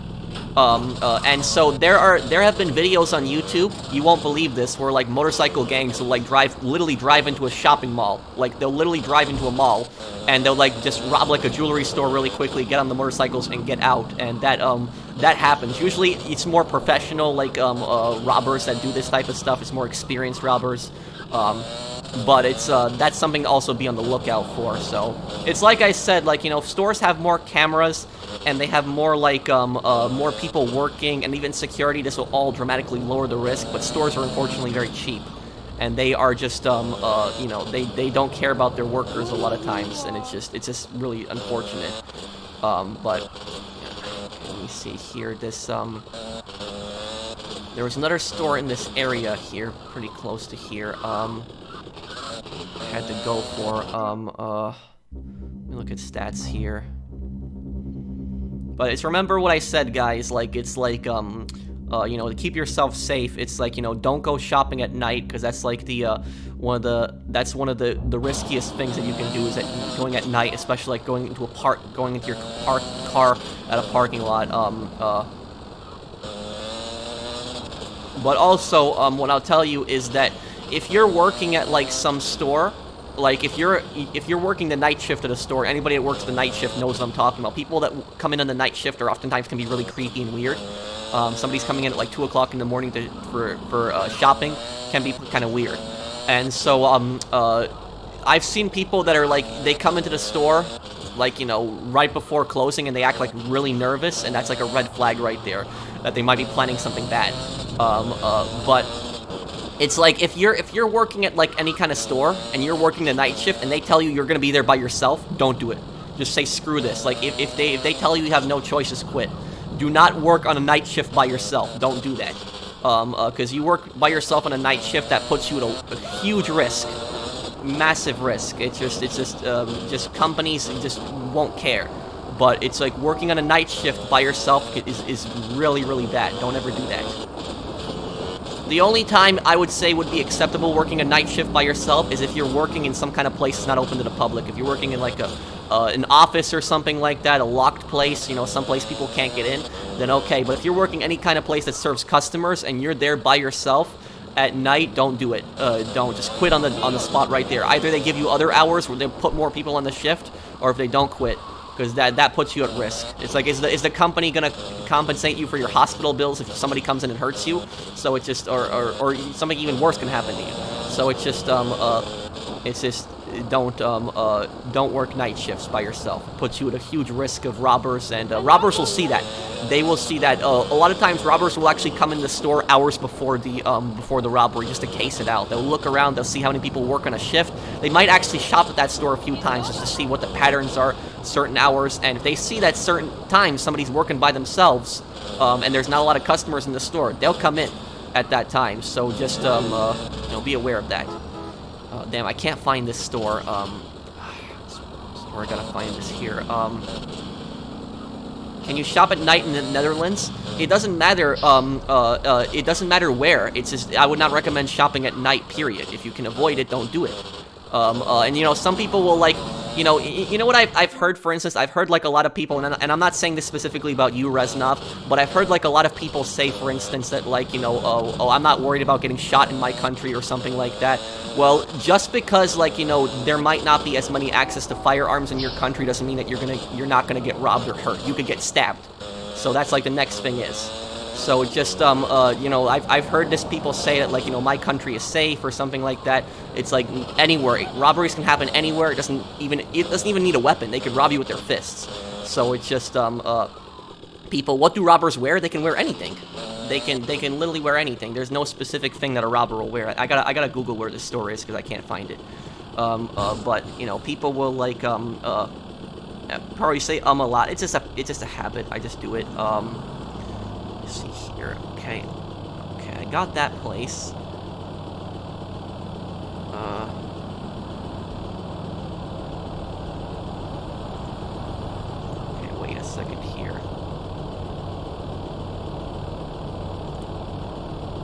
Okay.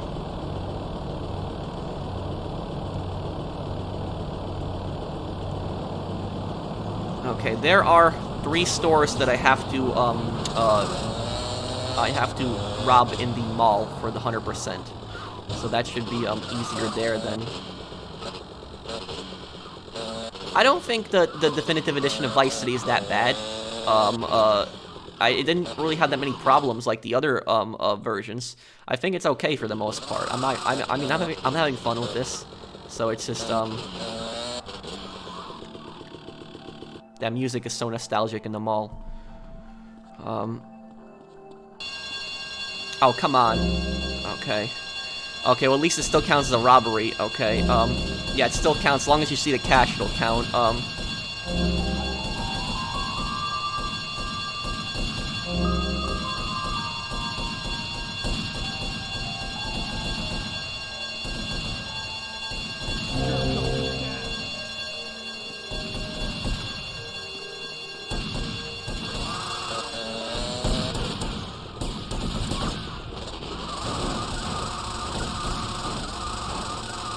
Come on, come on.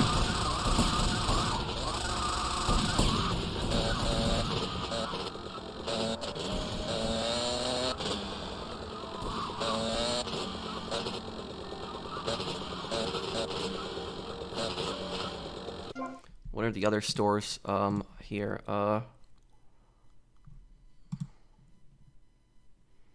Okay, there's one store upstairs and one store downstairs that I have to go to still.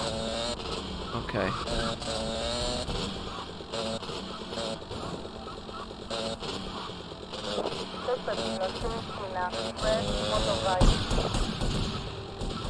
This place. It kind of makes no sense that Tommy is robbing these stores because these stores are already paying protection money to him. That's where the money from the mansion comes in every day. It's the shopping mall stores. So it's kind of weird that he's robbing the stores that are paying him protection money. Okay.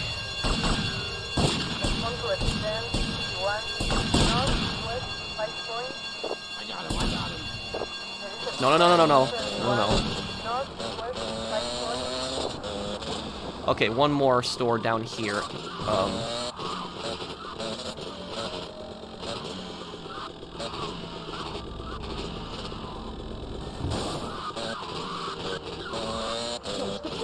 Okay, it says there's a jewelry store on the ground floor in the mall.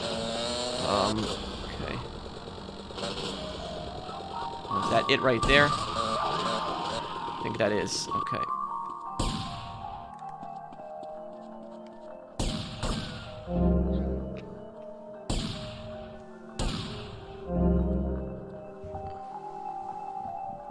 He's going down right now. Okay, come on, come on. Okay, I think that's all of it there. Okay, time to get out of here.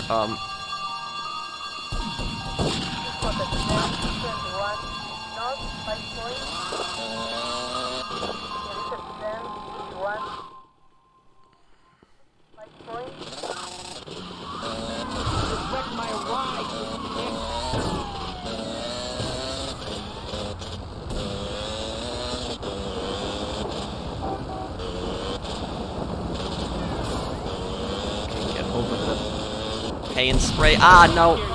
Oh my god, I can't believe I didn't get knocked off there.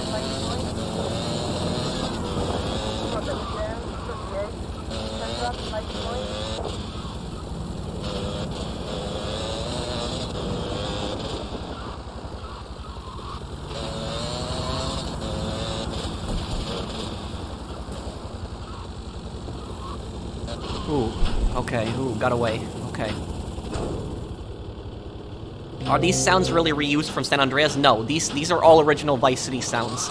The game when it originally launched had San Andreas sounds, but they changed it and brought back the original San Andreas sounds. So that was, Vice City sounds. So that was a good thing they did.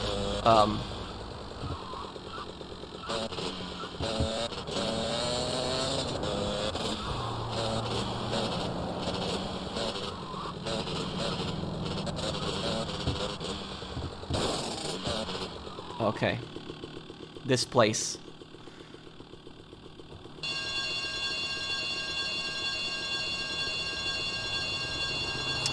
come on.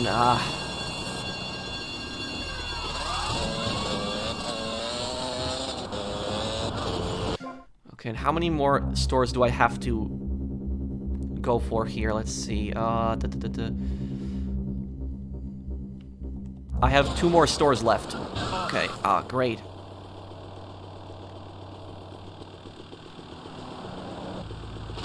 Look, stupid, check out my wheels, man.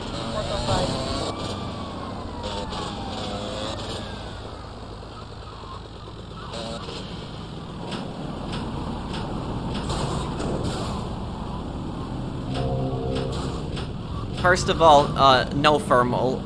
I don't do PvP much. When I did play GT Online, I just mostly grinded. And, I play other games now. That's it. I've expanded my channel into other content, and I'm happy about that. So I don't know what your, problem is. Yeah, people have been recommending the Warriors for some time. I'm gonna play it out. Great. Now the cashier isn't here. Okay. What's the other store that I got? Okay, okay, let's see here. Which place did I not go for?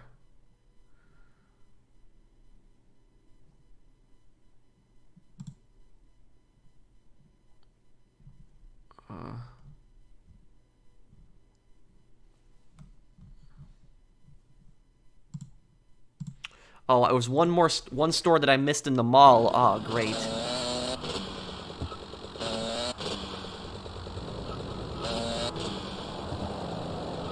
Well, I play Sniper Elite multiplayer. I want to get around to making a video like that. I've just been busy with a lot of stuff. But I'll tell you something. It's usually the people that insult me and tell me that I suck at like GT Online. Usually those are the same people that all they do is they just fly around the Oppressor Mark II, constantly easy way out, and then teleport to a facility using orbital cannon. And then they usually are the idiots that say 1-0. So if somebody's like that telling me that I suck, I'm honored. Honestly. They should look in the mirror before telling me that I suck. Okay. Let's see if I can find this place here now. Oh, here it is. Okay. This place, I know I've never went after this place here, so...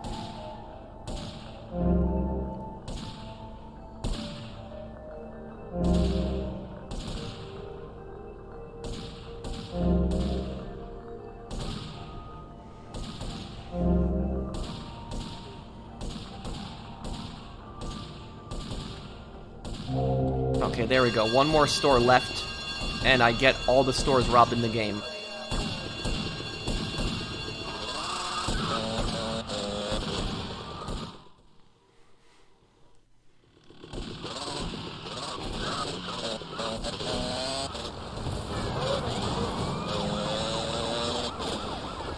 Rain looks so much better now that update. When the rain originally looked like crap in this game.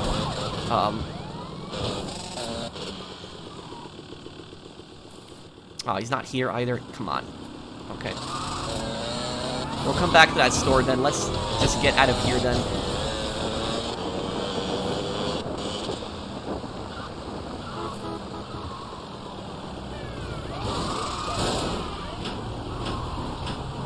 There we go, we're safe. Do you have living groups in America for people and kids that can't live at a home with their parents or can't live alone? What are you what do you mean? You mean like affordable housing? Yeah, we have that in places like in America, like, thank you, West Side, Warfare. Thank you, $50 donation. Thanks, man. Thank you, guys. And let me make a donation now again. I always make a few donations live.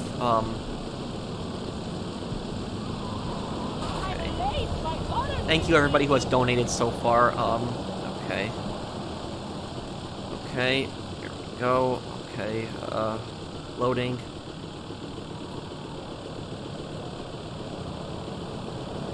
There we go. Okay, I just donated $100.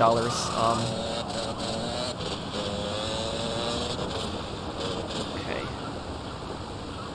And thank you, R4D. Thank you for the $5 donation.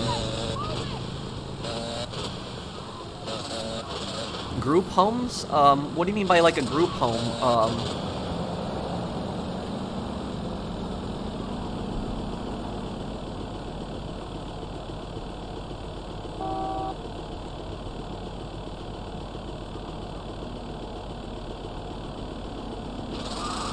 Now, see, you just proven my point right there. Meet me in a session of a thermal jet. It's just like, is that really how you're gonna play? Is flying around in a jet in thermal vision? Wonder how many Mark II kills you got. Probably more Mark II kills than you got on foot. So it's just, thank you, Meme, for the, donation also.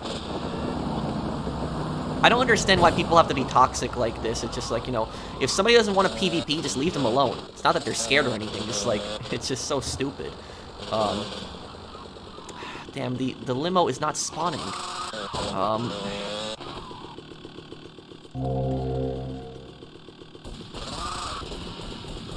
Proud to give and hope everyone is doing well. Thank you, Westside.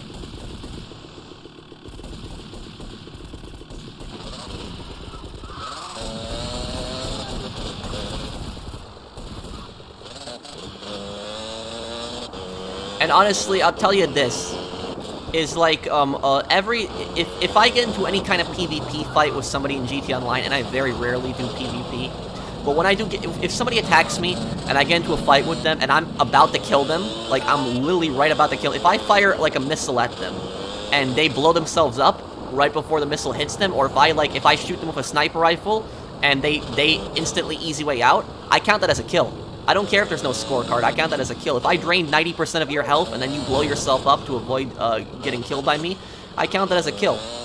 It's literally, it's the stupidest thing ever. It's like, it's like, when you really think about it, GT Online is the only game, that I know where players kill their characters to avoid getting killed by other players. I don't know any other game where people do that, where people will kill their characters to avoid getting killed by other players. GT Online is like the only game I know that actually does it.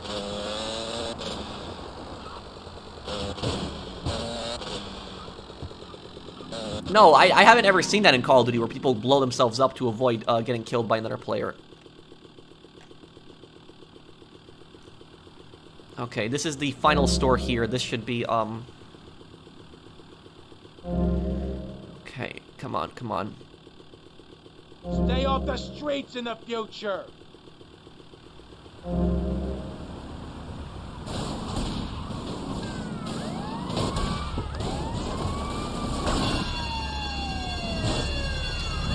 Great, no.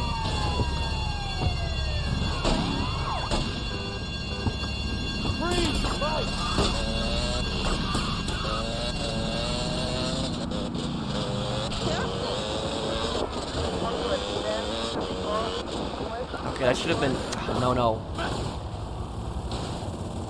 That should be all the stores, right there.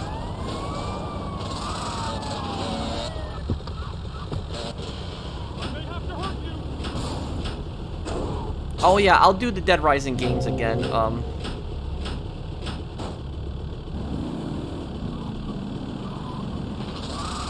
Okay, let's see here. Do I have all the stores?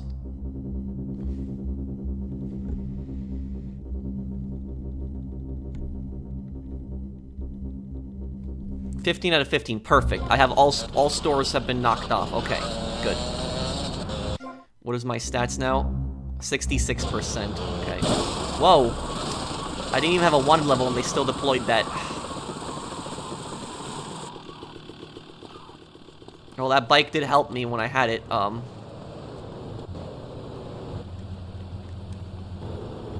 the kudos, you know what I mean, man? To drown a household pet, but I still cannot get it.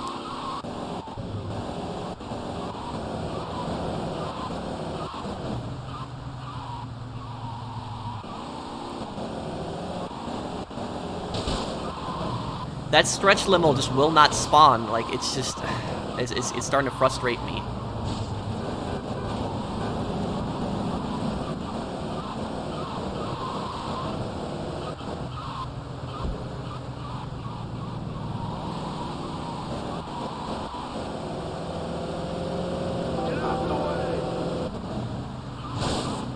Well, I mean, every multiplayer game has, like, you know, toxic people in it. Now, people care about their KD in other games, too.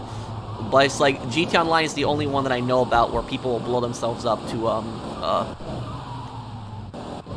Oh my god, it's actually here. Stretch is finally here for once. Okay. Perfect. Oh my god, I thought this was never gonna spawn. Has Okay. helped millions.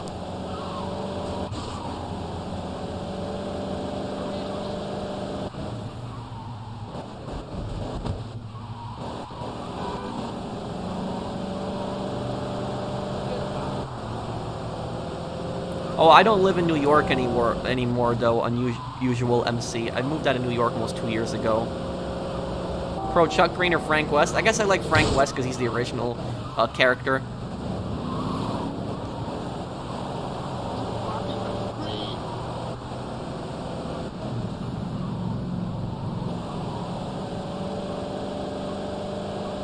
Nah, I haven't really watched many Tom Clancy movies.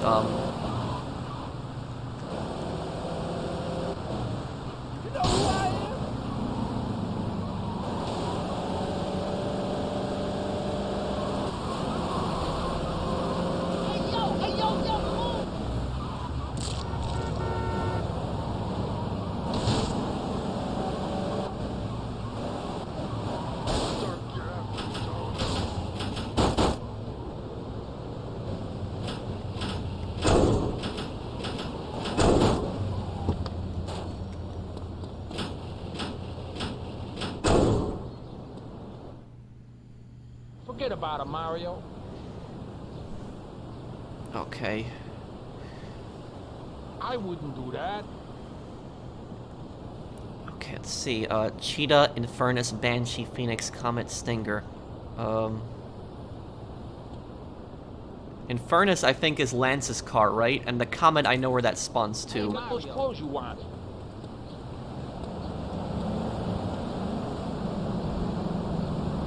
Hey, stop! Oh, is this one of them? Let's see if this is one of them here. Oh yeah, this is the Banshee, one of them we got already here.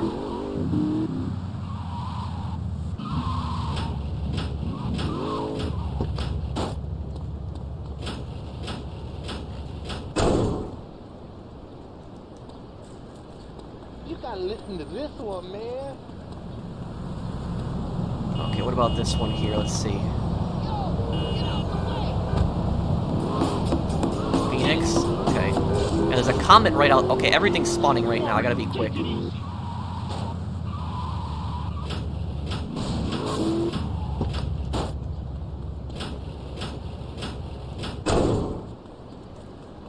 Forget about it, Mario.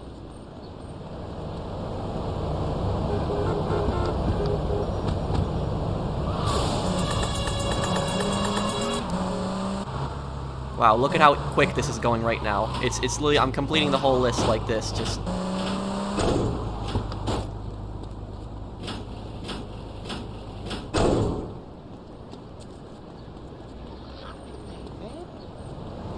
What is this vehicle here? I'll kill you, man. I think this is another one, right? Looks like it might be, Come and get my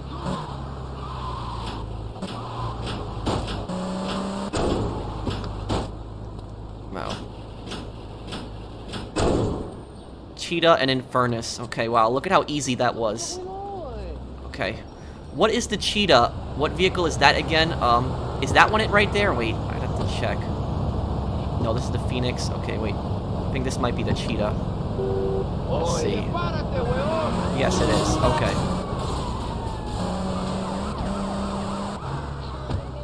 Like, look at this. I just completed the whole list in, like, what, less than 5 minutes? Everything just spawned on the street. How lucky was I, right?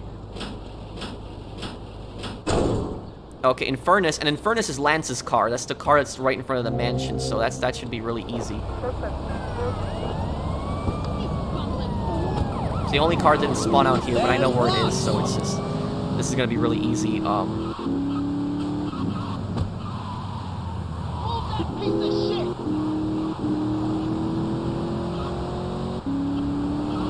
Can't believe how easy that was.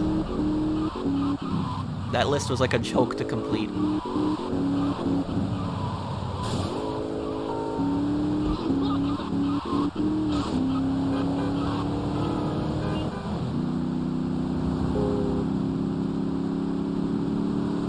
Will I stream GTA 5?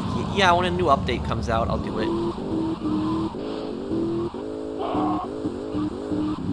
Okay.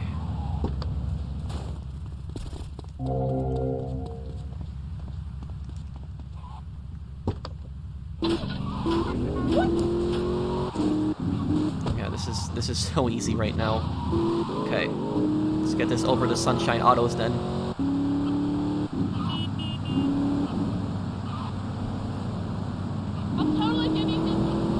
Yeah, it's like I said, I wish I could play the music for you guys in this game because it's awesome. Like, Vice City is the best soundtrack. Some songs unfortunately got cut from the Definitive Edition, but it still has like the best soundtrack in the game, and it just sucks that I can't play it because the Music Mafia will just claim these streams like crazy.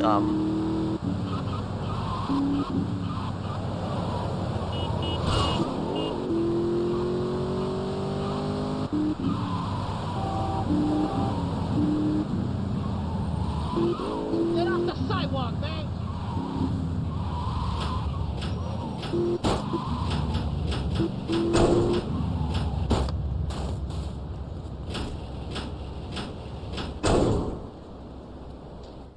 You better tell him, Mario. Another car we got there. The SOCOM 4 of different locations, like the previous one. No, I think SOCOM 4 is just in one location. A lot of people didn't like SOCOM 4 though. Okay. Okay, these are actually not that bad. Caddy, baggage. Okay, okay. I know where one of them are.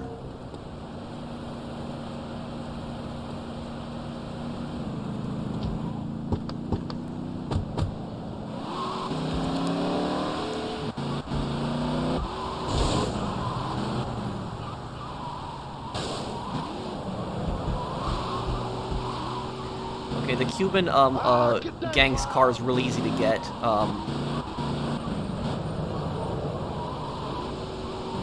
There's one. Hey, man!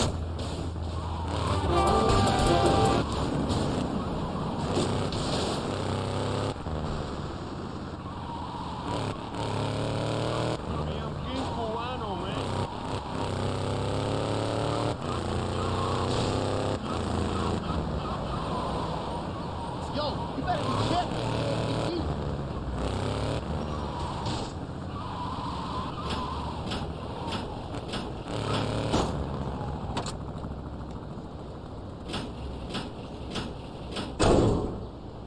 Okay. Caddy, that's the, okay, I know that. Caddy, that's the golf cart. Baggage, I think, is like an airport car. Mr. Whoopi's the ice cream truck. Pizza Boy's the, scooter. Voodoo is the, Haitian gang's car. Okay.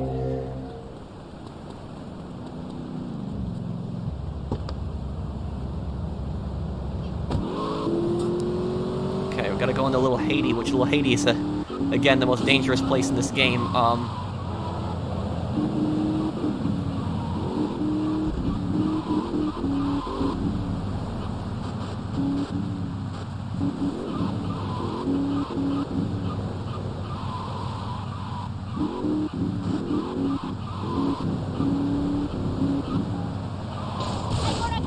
I know where one spawns. It spawns near Anti Pole's house.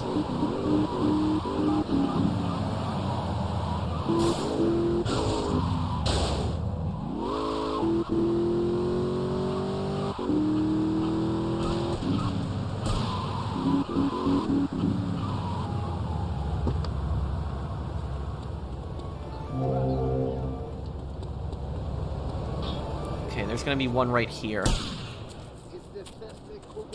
There should also be an M4 here, yep, okay.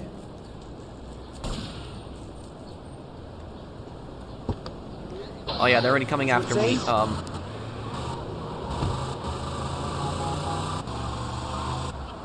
okay, get this car out of here.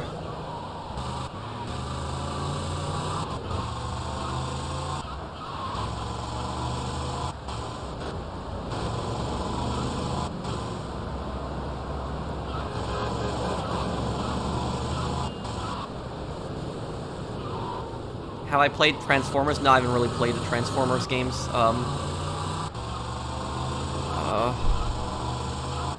Okay.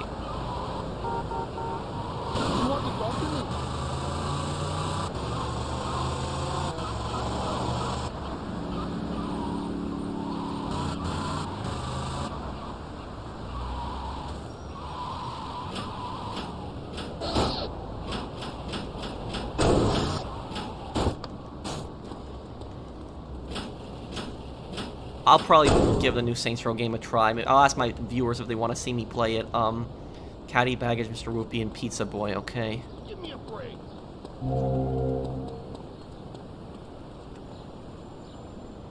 Forget about it, Mario.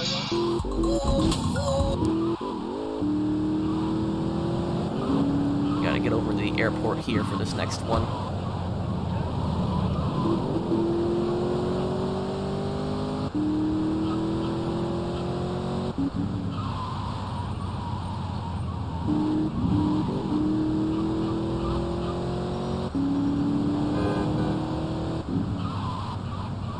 Hit this bitch.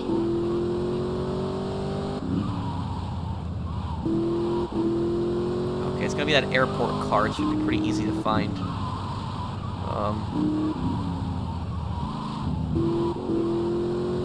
Oh, there it is. I think that's it.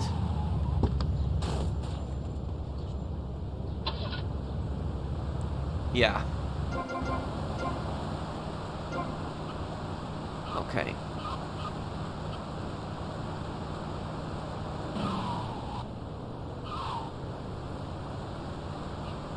I wonder why a car dealership would want this. It's a little weird. Why is GTA 4 what? Yeah, I'll do Bully one day. Yo,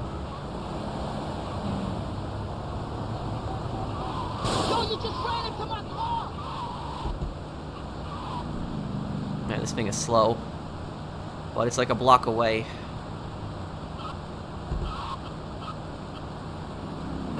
Yo, you in my way, dog.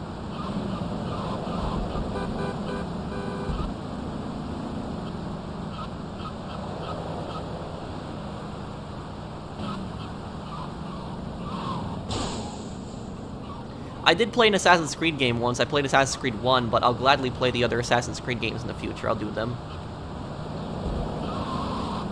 Move that piece of shit off the crosswalk.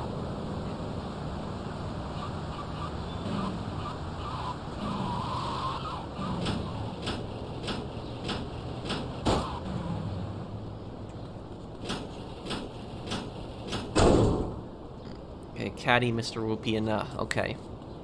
Yo, you know where?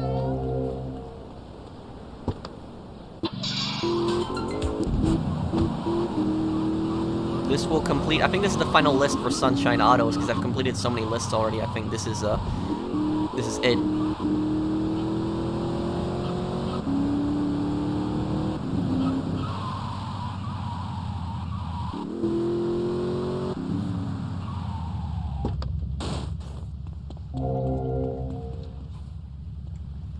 There used to be a glitch where if you saved in the ice cream place, it Realizing that you were would break your man that can only saves. take on the personality of others, decided to become an... Okay. Gotta listen to this one, man.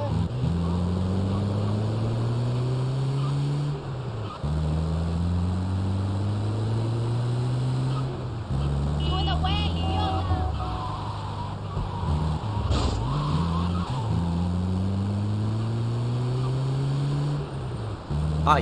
Yeah, Mario.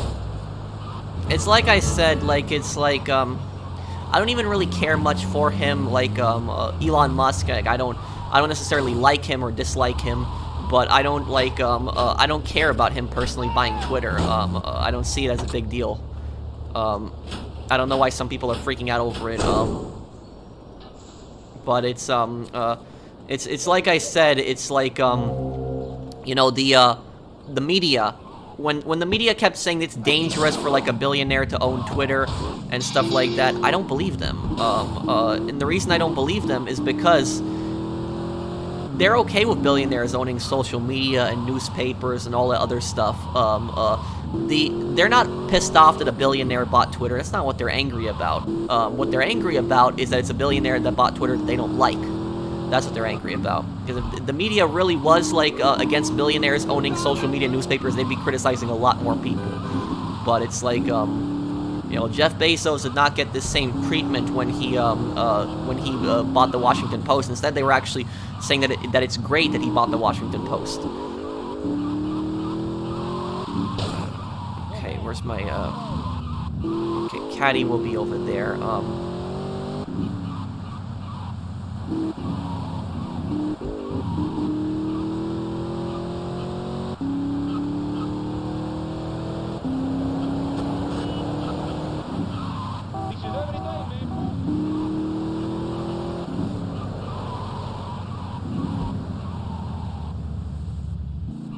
Why do you think news networks are so polarized now? Because there's no balance. It's like everything is so biased. It's like almost all the media that you turn on is biased. It's all political bias. There's very few medias that you'll actually watch where they're like neutral. The medias that I have seen that are kind of neutral on things are usually like the local news stations. Like local news stations, they usually won't get into stuff like that. Like local news stations, they just report on what's going on. They'll report on mainstream things too, but it's locally in their area, and they usually won't get into, you know, stuff like politics and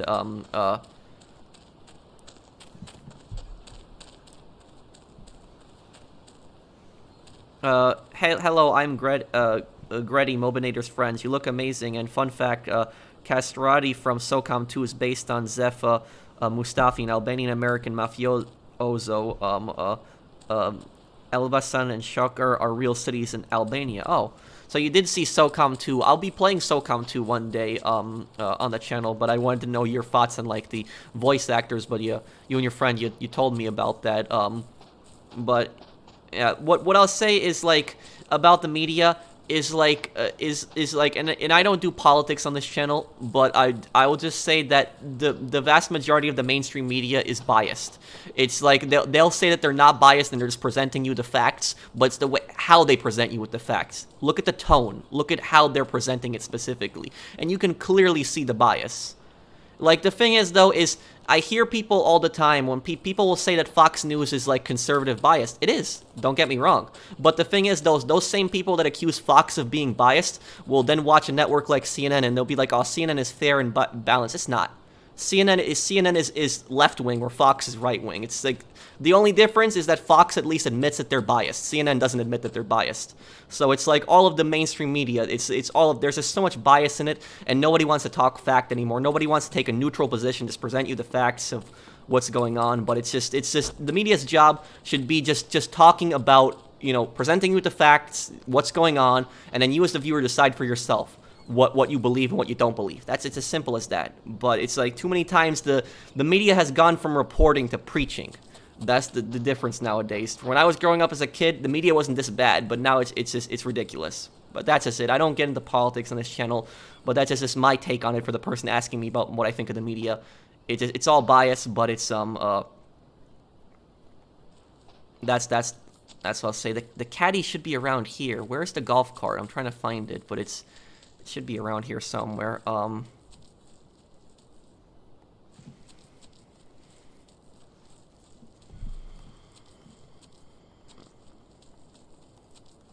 I don't see the golf cart anywhere here.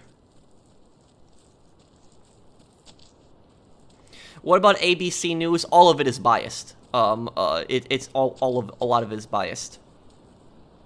Not gonna get into what networks are what bias, but I just will tell you the two most popular networks in America are Fox News and CNN, and Fox News is right-wing and CNN is left-wing.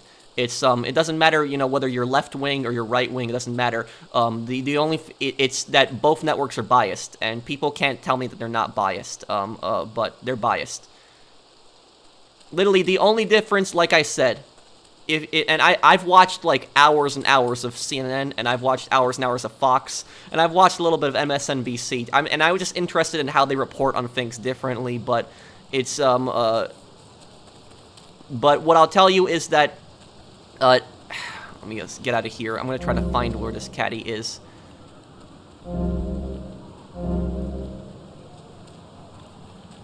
The only difference that I've seen between CNN and Fox, the only difference I've seen between the two, other than their conservative and liberal bias, is that at least Fox News admits that it's biased.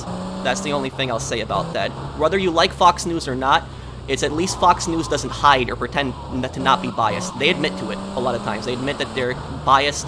But CNN, on the other hand, if you turn them on, CNN will constantly claim that they're neutral, that they don't take a position. When if you watch how they report things, it's so obvious. It is just so obvious. They're biased. But that's just that. I'm gonna have to look up where Caddy is. But I don't want to talk about news anymore here. It's just a gaming stream. But that's just for the person asking me my opinion on news stations. It's that. Let's see, Caddy, GTA Vice City. I'm gonna have to look up where Caddy is because I Caddy. Hang on. Caddy, GTA Vice City. Oh, thank you, Bunny, for your donation. Thanks, man.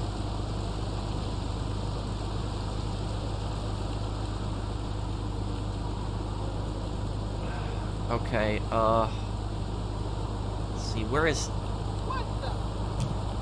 Hang on. Wiki.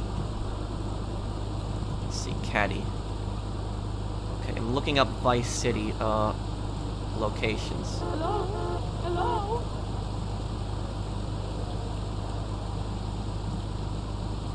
It says it's parked near Ocean Beach at the lighthouse? What? That's like a weird... That's a weird place for it to be in.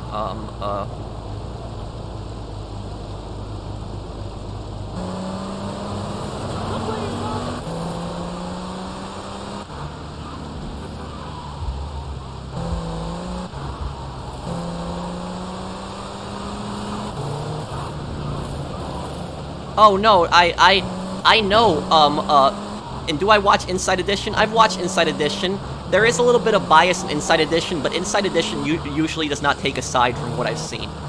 Sometimes there is a little bit of bias, but it'll stay neutral, and a lot of times it'll just say like what happened. It'll show you like a video, and you just decide what you for yourself. A lot of times. What is my favorite actor? I have no favorite actor. I don't really follow celebrities. I don't care for celebrities. Honestly, I think celebrities are like the I think they're the wrong people to look up to. Like, a lot of people look up to celebrities and stuff like that, and I don't think that that's like the, no, Nico is Serbian. I don't think that's like the, run over and kill 30 gang members in 2 minutes. Okay, this should be easy. Okay, let's see what we got.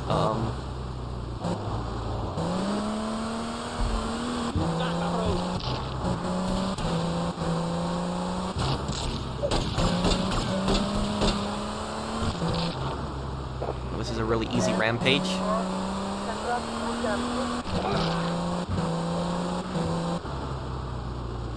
Nico is Serbian, but if you asked him personally, he would probably say that he considers himself Yugoslavian.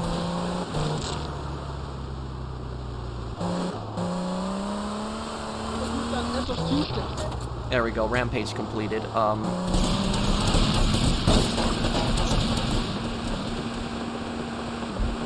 Okay, it says there's a caddy like right here near the lighthouse. Oh no no no no no no no no no no no no no.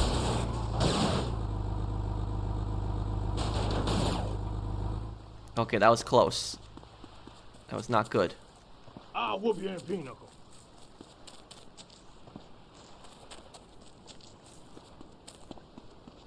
You're such a wannabe.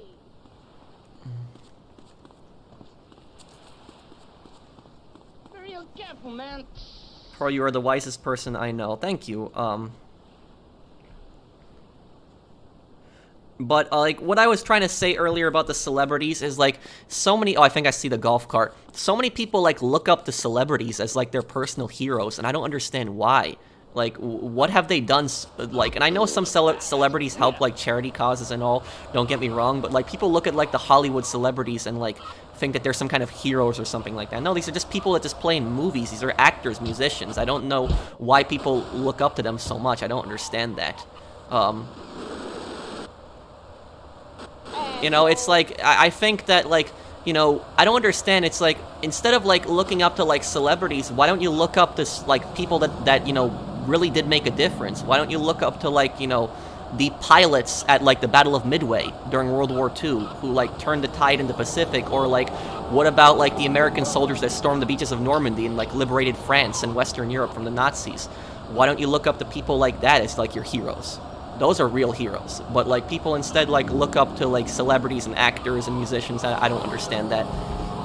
And it's just, for me, it's just cringe, personally, when people look up to, like, actors as, like, some kind of, like, mega hero when they're not,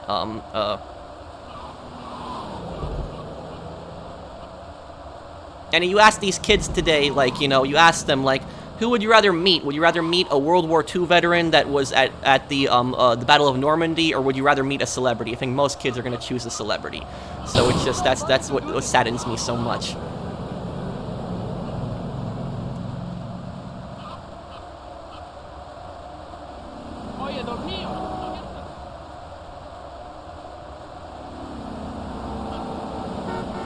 This is gonna be kind of slow, but we'll get this to Sunshine Autos here. Whatever.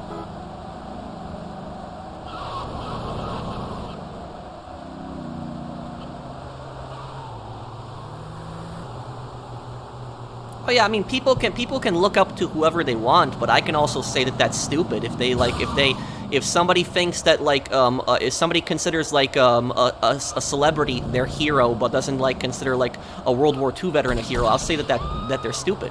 I'll say it to their face, because like I don't understand that personally. How like how people can look up to celebrities more than like actual heroes and people that actually made like a difference in the world.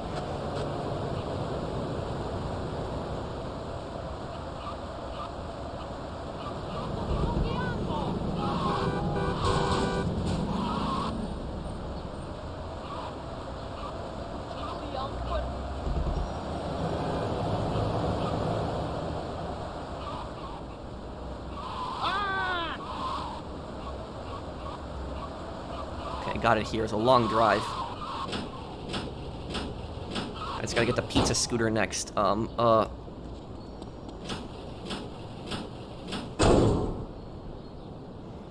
Yes, my boss did say that to me once, Terrell.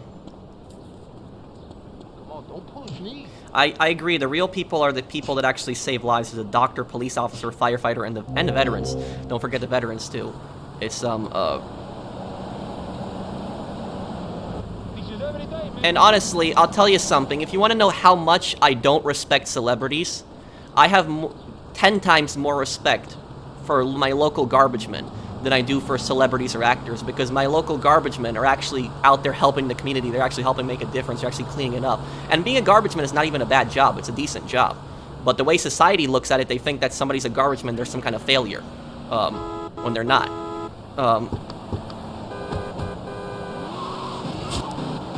I wouldn't call all doctors heroes. Yeah, I mean, I would agree with you. You know, some doctors are scumbags. But like anybody that like, if somebody goes into like, you know, the medical field because they want to help people, I would say that they're a hero. If they go in primarily because they want to help others. Why are most veterans homeless? A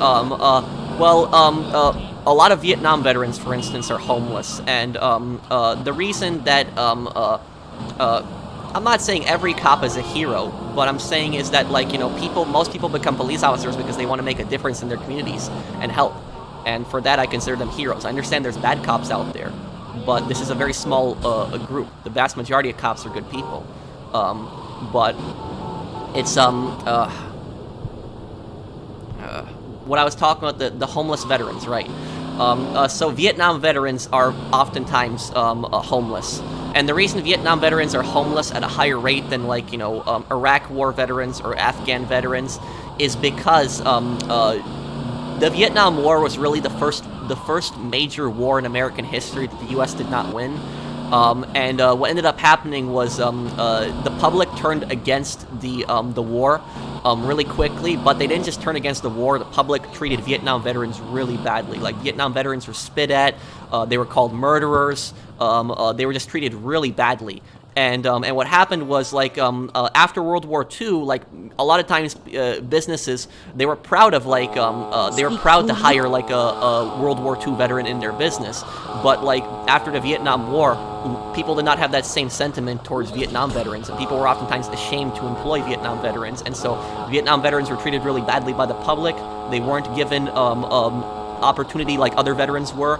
And that's one of the reasons Vietnam veterans are still homeless to this day, is because the public treated them so badly. And the worst part about this is, it doesn't even matter if you were against or supported the Vietnam War. It was the fact that a lot of these guys went to Vietnam because they had no choice. It was a draft. So imagine getting drafted, you know, fighting like a war that you know nothing about, and, you know, barely surviving, coming back wounded, and then you have like a bunch of people protesting you and like calling you a murderer. So that's like that's how Vietnam veterans were treated, and it was really bad.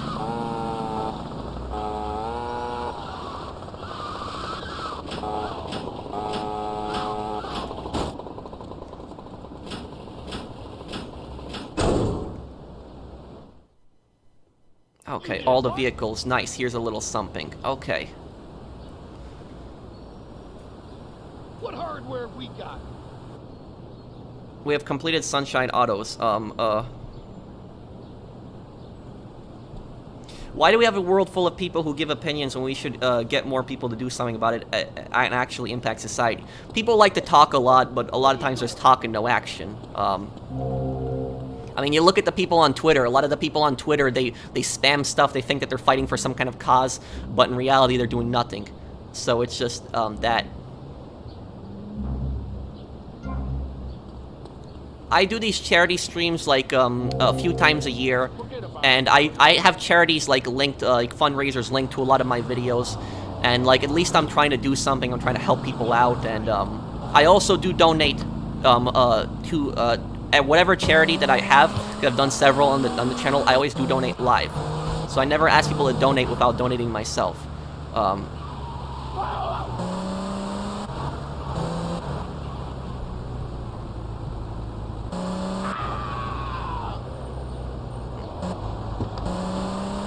Hi, handsome. Well, hello there. Why? Thank you for the compliment, I guess. Why are humans so greedy in our generation? It's like... It's hard to explain it. It's part of human nature, but some people are more resistant to it than others. It's a little hard to explain. It's like it's a form of jealousy that builds up in people. Like people constantly want more and more and more and more and more, and it's like, and even if it's like at the expense of hurting others, people want more and more. I mean, look at these large corporations. Oftentimes, these large corporations constantly screw over their workers and treat their workers like garbage. Let's go pick up some hidden packages. We haven't done that yet on this stream. But it's like, you know, What's going on? trying to think of it. Like, you know, I've had people get pissed off at me, like, you know, just for being a YouTuber. Like, it's happened, and it's like, and I don't understand why people get pissed off, but I think it's like a form of jealousy. And so it's like somebody goes to like college for several years to try to do some like, you know, job or something, and then they see me doing on YouTube, and then they get pissed off about that or something. But you know, my YouTube channel didn't just come out of nowhere. I might not have gone to some fancy college like these people have, but I worked hard on my channel. My channel didn't just pop out a million subscribers in one day. I worked hard on this channel. I worked hard. I edited several videos over several years, did a lot of streams, and I put a lot of effort into this channel. I spent like, you know, hours and hours and hours, days of my life just editing, recording, putting these things together. Sometimes I stayed up till like 7, 8 o'clock in the mornings editing videos. So it's just, it's always jealousy, and it's like greed and jealousy, and it's just like a disease. It's like, but let me start picking up some of these hidden packages, and okay, and I'll have I'm using how I'm finding the hidden packages. I'm using 100% guides as the name of the channel, and I have his video linked in my description for people wondering, you know, what guide I'm using to find the packages. So shout out to 100% guides also for making that video. But okay, I see one of the packages. Okay, I'm going for it now.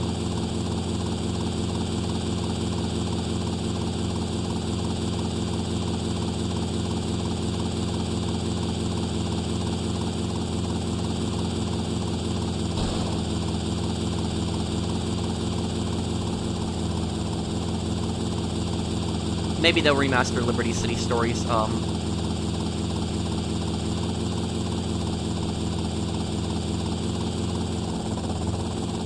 Yeah, some people getting 100% back in the day was really hard, like really, really hard. There was no guides or anything. You had to try to figure out what to do. It was not easy.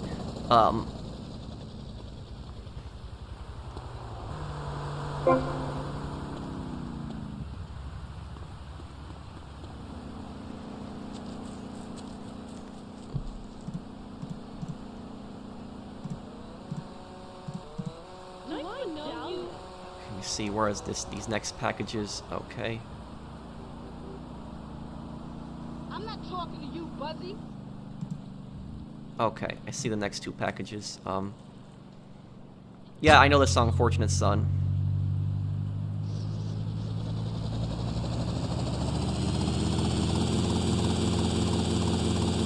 I've seen videos about about teachers quitting. Yeah, it's sad. It's unfortunate. A lot of cops also quit. It's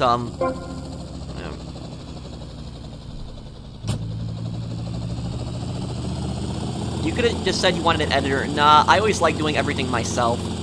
I don't really need an editor. I'm fine doing everything myself.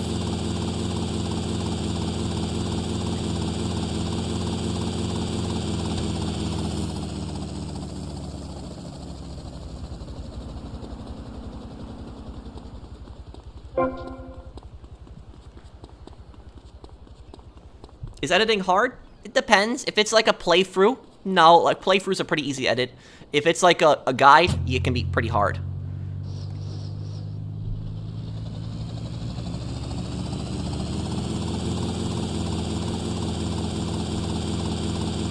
People don't know that the Civil War was the bloodiest war in American history. Yep, that is true. That is a fact. A Civil War was the most bloodiest and costliest war in American history. Not in world history. The worst war in human history is World War II.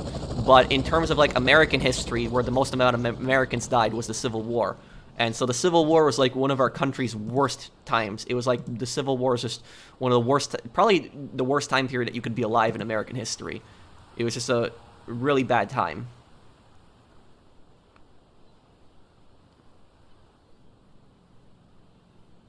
Okay, here, looking up some of these other locations here. Okay. Wow, some of these aren't like these tiny rocks out in like the ocean. Okay.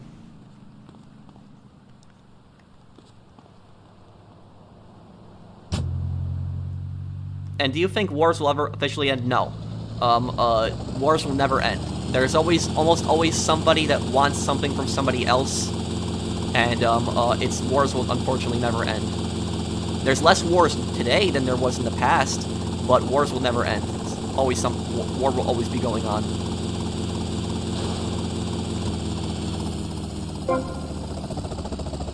Oh no no no no no no no no no no! Great, wonderful. I had a bad feeling about that helicopter, too.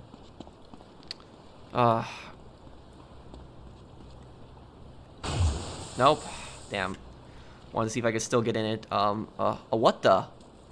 Okay, I don't know what just happened, but I'll take that. Okay. Yo, step off! I have no idea what just happened. If you directed Sniper Elite 6, what would the setting be? I would make the setting in Manchuria, in China, in August 1945, where it's like when you're fighting the Japanese and then the Soviets invade, and you're trying to like you're trying to get some like stop the Soviets from like maybe acquiring some kind of secret Japanese weapons or something like that. I think that would have been like a cool setting. I don't know what just happened. I don't know how I survived that, how I got thrown to shore. That was weird.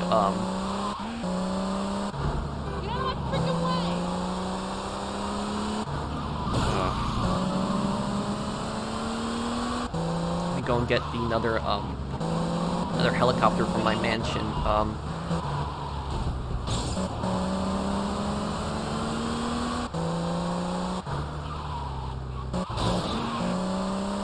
Do I like Taco Bell? Sure.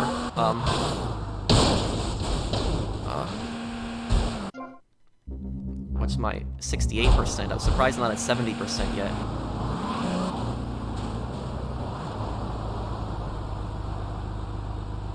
Do you think you are low on views for a 1 million channel? No. I don't think I'm at high views, but I think I'm like average views. There are channels that have 1 million subscribers that have much less views than me on average. My channel used to like used to have a lot more views back in the day, but like this is basically going back into like what I was talking about, like greed and jealousy. So it's like my channel used to have like a lot more views. Like if you followed my channel like years ago I used to gain like I'd say like 10,000 subs a week. Now I usually gain like 5,000 subs a month, usually 4,000 to 5,000 subs a month. But I used to be like 10,000 subs a week, and I would get like 300, 400,000 views a day. Now I usually get like 100, 200,000 views a day, sometimes 300,000. But yeah, so I used to have like a lot more views, and if you're wondering what happened, is I started doing other content, and when I started doing other content, because I used to be known for just GT Online, when I started doing other content, like my views just dropped. I had a lot less subscribers. I even had some people get pissed off at me and unsubscribe. But it's like what I'll say is that even though like I lost so many views, like when I started doing other games, I never regretted it because I did also get a lot more new viewers. And so now I can, you know, back in the day whenever I played GT Online and I tried to play like another game, people generally wouldn't watch the other content, but now like generally I have like a decent amount of people that watch my other content and other games, and I'm very happy about that. So even though I took a big hit in the views, I'm happy with what I have now. I'm happy that I can play other games and do other content. So that just shows you that views and money aren't everything. You also got to be happy about, because I could have done GT Online and had way more views and subscribers and way more money, but I wouldn't be happy just playing GT Online. So now I'm happy. I can do whatever games I want. So money isn't everything. Okay, destroy 10 vehicles in 2 minutes. Okay. Ow. Okay. Lucky I survived that. Okay, well that's just stupid now. I don't know how I don't know how I got blown up there, but that was stupid.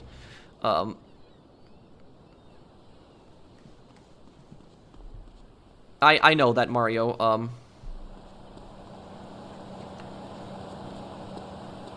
Well, it's not just what I would say though is it's not just the GTA audience.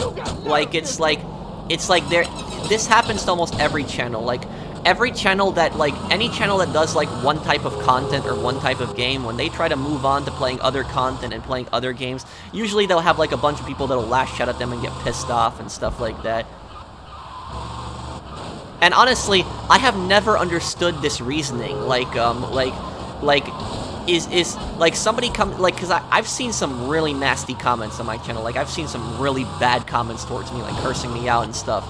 And it's just like I read some of these comments of like people saying like, you better play GT Online or I'm gonna unsubscribe. And it's like I read these comments and I'm thinking to myself, like, does this guy like really think that I'm gonna play GT Online when he talks to me like this?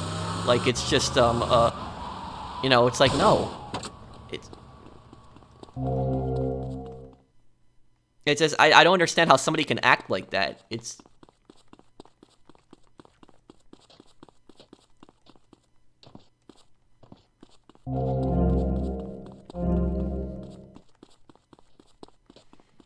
yeah, these people are like, you know, really can be toxic at times, and the majority of viewers are cool, but then you'll have like those people that are very vocal and they spam, and so you notice their wow, I couldn't get through them there. You notice their comments right away.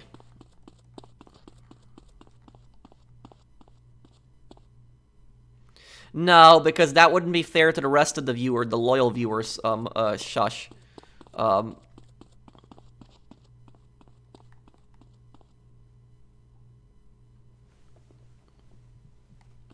The problem is like I'll tell you something. It's like it's like people like and oftentimes it's kids that have like this very like, you know, toxic attitude. But it's like they watch these YouTube channels and then they think that they have a right to dictate what that YouTube channel can and can't do. There's nothing wrong with making suggestions. There's nothing wrong with saying, hey, could you please play GT Online, or hey, can you please play that game? Nothing wrong with that. But there is something wrong with like when you literally like will just spam a channel and say, you better play this game or I'm gonna unsubscribe. That's like I don't know why people act like that. They feel like they have the right to tell a channel what they can and can't do. And,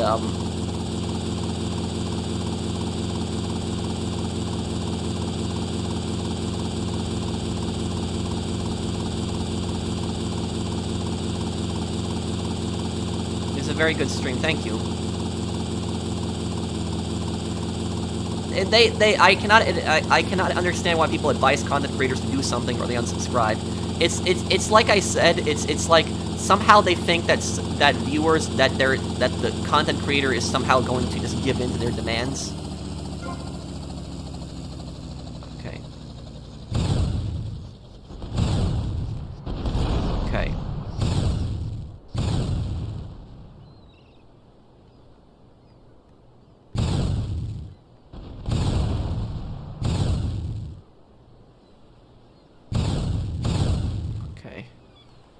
Got that. Okay.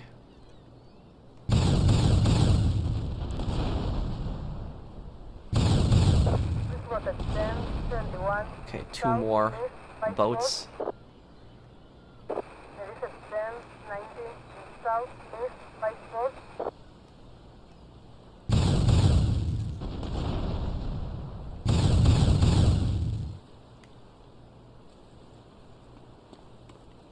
Okay, there we go.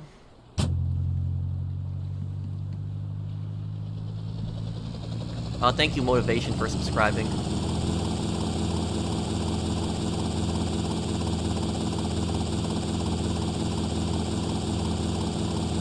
Okay.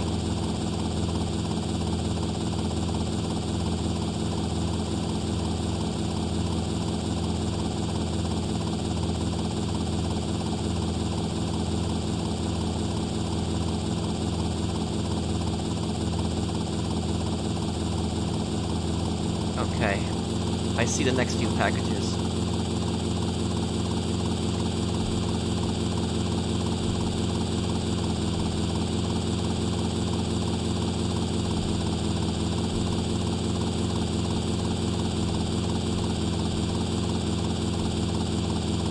I appreciate your cosplay. Thank you, man.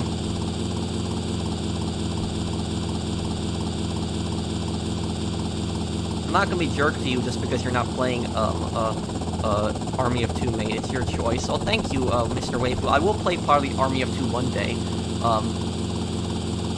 Some nice people respect some opinion which sound too vocal because they often try harder, insist in their argument too much. Yeah. Yeah, I love Vice City. Very nostalgic city too. Lance's house here. Have some patience. Next one's gonna be at the lighthouse.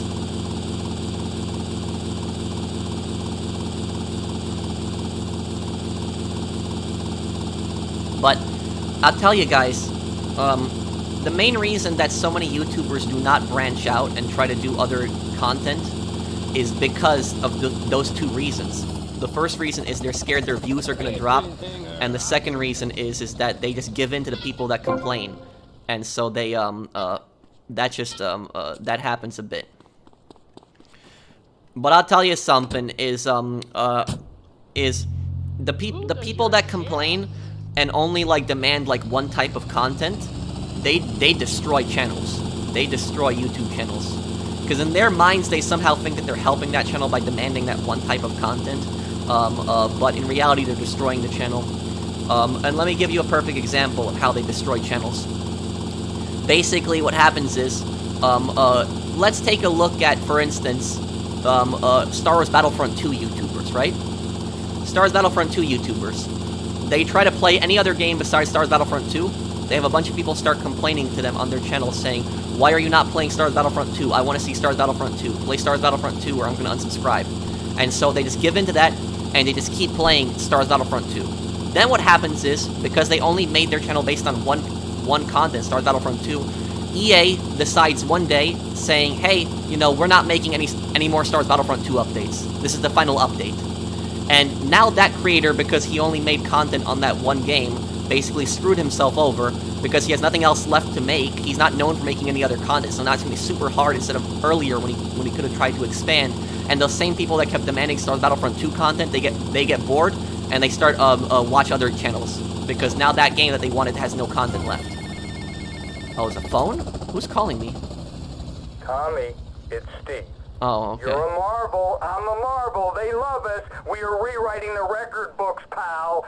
We're talking major awards here. I can put my dad in a home and tell him to shut up. It's hot, man. Hot. H-O-T. He never believed in me. Never thought I was an artist. And now I've made it. I'm the best damn skin flick director of all time, my friend. And I just wanted to say, it's a pleasure to have met you. I love you, baby. Don't you go changing on me, you hear? Why am I playing the remastered? Because I think the graphics look generally a little bit better. This one's going to be a little harder here to do.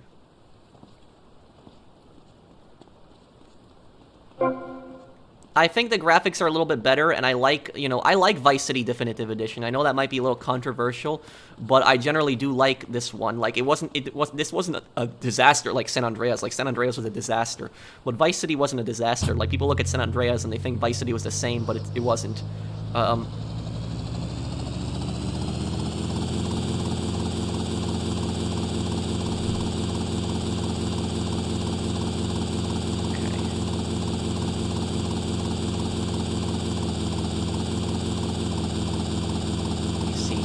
These other ones are around the Mendes cartel's mansion. Okay.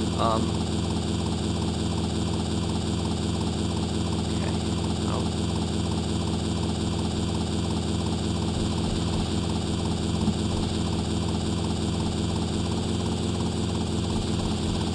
Okay.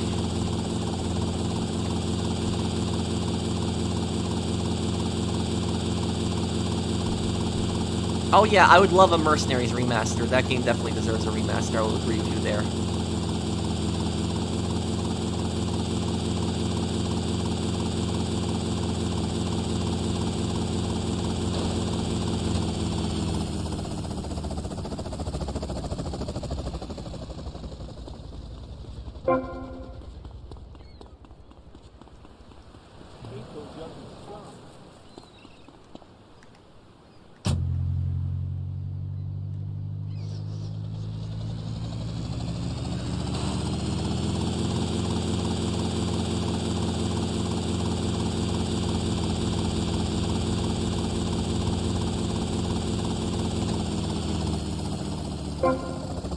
Oh, I didn't want to fall off, whatever. What's going on? Him, Mario. Thank you, Wesley, for subscribing. What should I do about her? Yeah, Pandemic Studios is a great company. It's really sad what happened to them. I told myself, Mario, take it easy. Thank you for subscribing also, Trap. I got those clothes you want.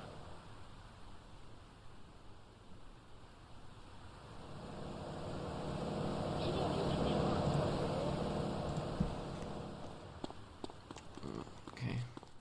Forget about it.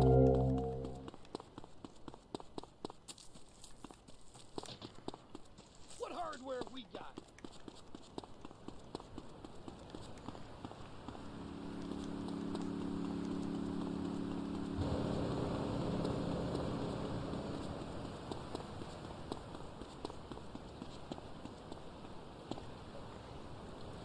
What happened to Pandemic Studios? They got run out by EA, because EA didn't think Mercenaries 2 was that much of a success, and so that studio had so much potential, but they just ran them out.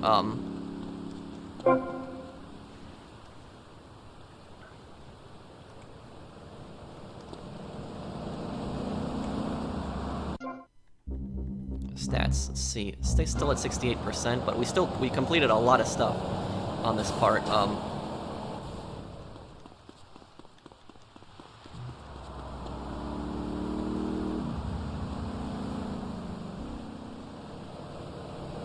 What's my skincare routine? I don't really have one. I just that's it. I don't use any creams or anything like that. Just wash my face and that's it. It's like okay,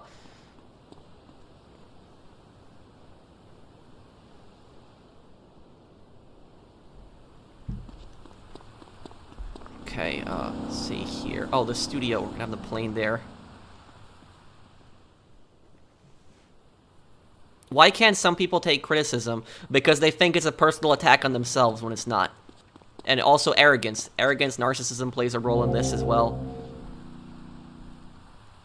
If you want to know the best example of a narcissist in a game, Lance Vance. Lance Vance is the best example of a narcissist that people know on this stream. Lance could never take any kind of criticism. Notice that. He can't take criticism from Vic. He can't take criticism from Tommy. Even when he completely messes up, he refuses to admit that he messed up. He always tries to blame somebody else, says it's not my fault, and then sees it as a personal attack on himself. That's, I mean, look at Vice City Stories. Like, half of the problems in the game that Vic had to clean up was Lance's mess in the first place. So it was just, that.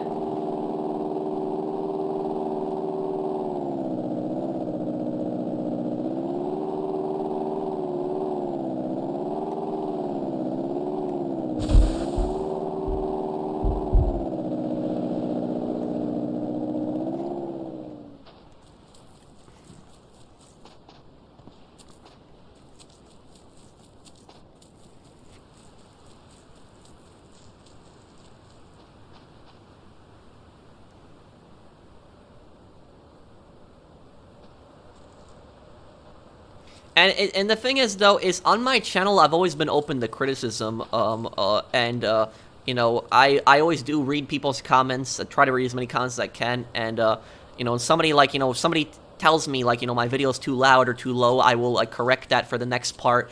You know, people ask me for certain things to, you know, cover things more, I'll do it, you know what, I'll tell you something. There's something called, there's valid criticism, and then there's criticism that's just, like, stupid. And I'll give you a perfect example. Like, you know, some people are like, you know, what is it? Some people would, like, you know, come to my channel and they would say, like, oh, you know, this video could use this or that or that. That's fine. You know, adding in some extra stuff. That's, you know, valid criticism. But then what I consider not valid criticism is when people will just criticize, like, dumb things. Like, they'll criticize something that's, like, completely irrelevant, something that, like, 95% of people don't even care about. But, like, for example, like, you know, somebody coming to my channel and saying, like, you know, play GT Online. Like, you know, like, play GT Online or your channel's gonna fail. Like, you know, I don't really consider that, like, you know, valid criticism. For me, that's just stupid. But it's, oh, where is this? Oh, here it is.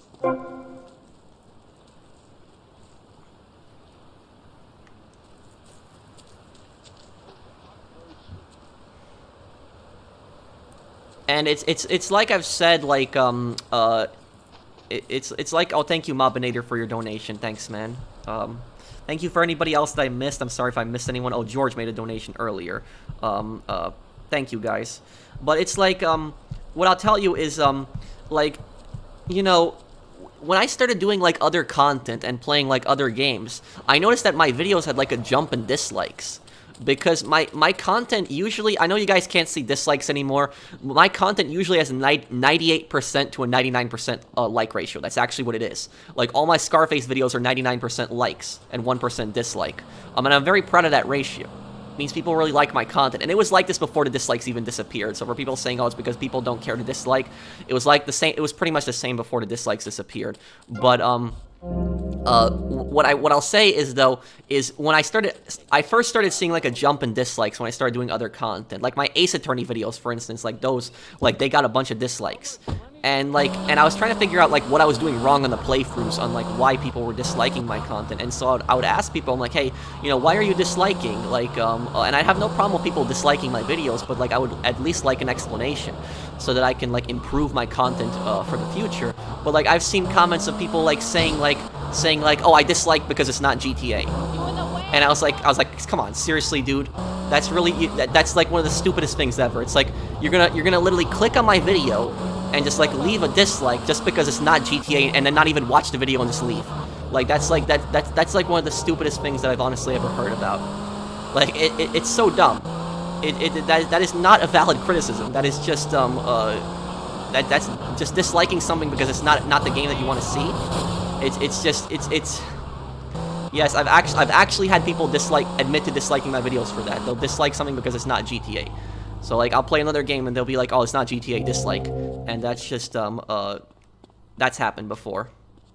Oh, thank you for the donation, Anonymous. But if you want your name to appear in the future, just make sure you hit the checkbox. Because when you make a donation, there's, like, a checkbox you have to hit. And if you don't hit that checkbox, your name is going to appear as anonymous.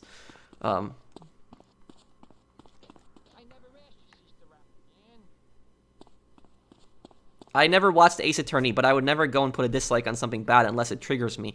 There is something that really offends me. And that's understandable. You know, it's like, and I'll tell you something. There are, like, you know, what's it called? Like, there's one channel that I really like, called Tagback TV. You guys might know him. He used to do Red Dead content in the past. He's actually what kind of inspired me to start doing other content on my channel. But he did mostly Red Dead content, and then he moved his channel onto playing other games. And so, what happened is, he started doing, like, a lot of Animal Crossing on his channel. And yet, I'm not interested at all in Animal Crossing. I'm not. But I'm happy for him, because I've seen his videos, and I've seen that he's happy and he really enjoys the game. And so I'm happy for him. But I'm not going to go to his channel and just dislike, content because it's not the game that I want to see. That's just stupid. And, that's just, you know, some people are like that, unfortunately.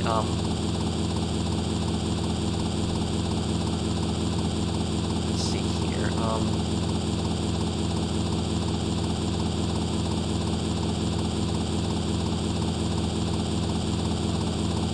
okay, there's some more on the golf course that I missed.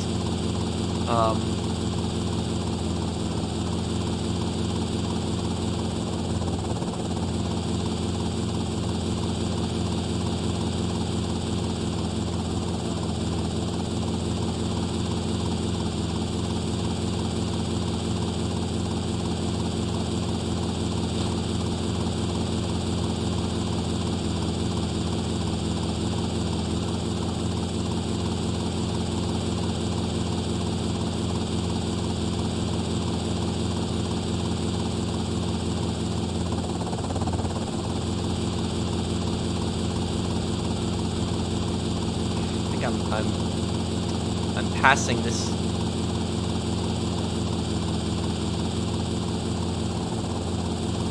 It's in like one of these holes here. I might go back and watch the video here. Let's see.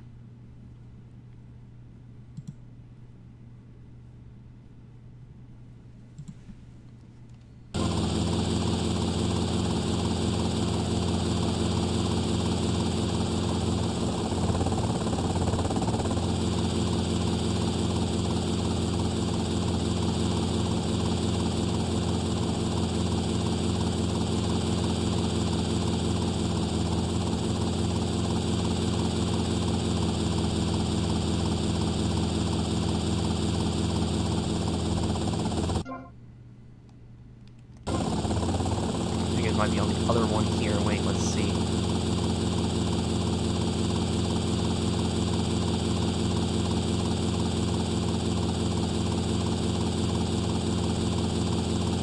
There it is. That's what I was looking for.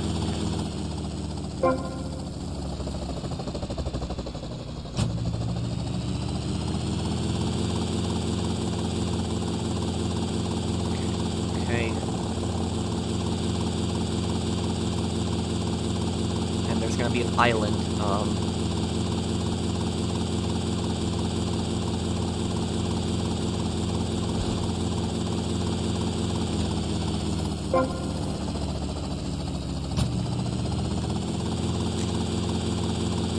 I want to do a World at War playthrough one day, but I'm just scared because I did do it in the past, but like my channel got like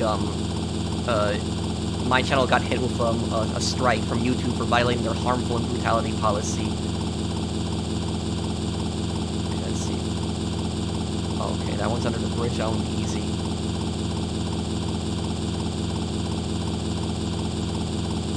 Okay, these two are really easy.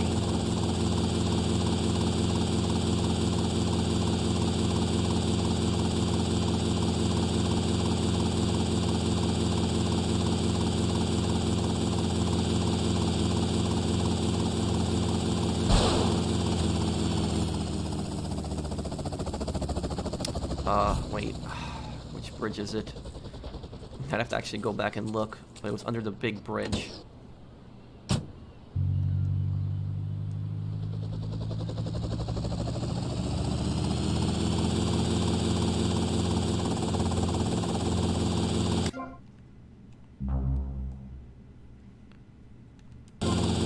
Okay, wait.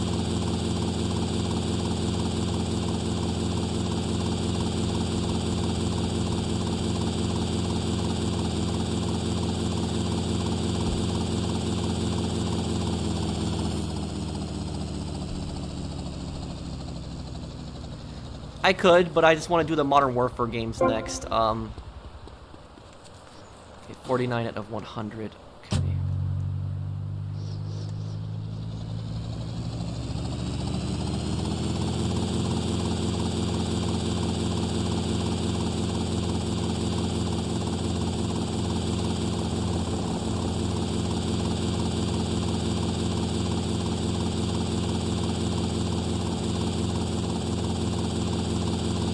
Oh, I think it's this bridge right here.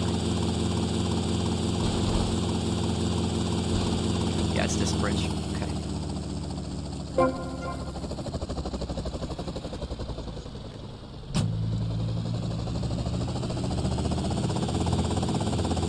I remember Mario.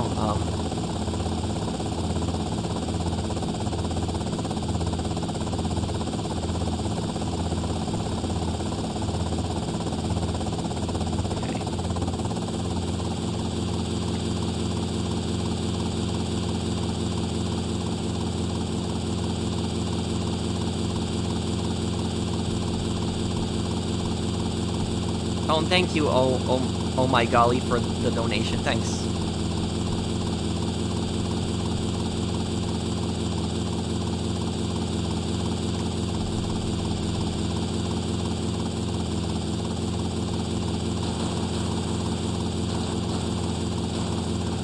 Gotta move this over here.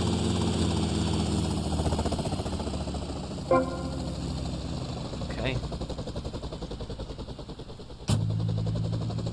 This helicopter's damage, not good.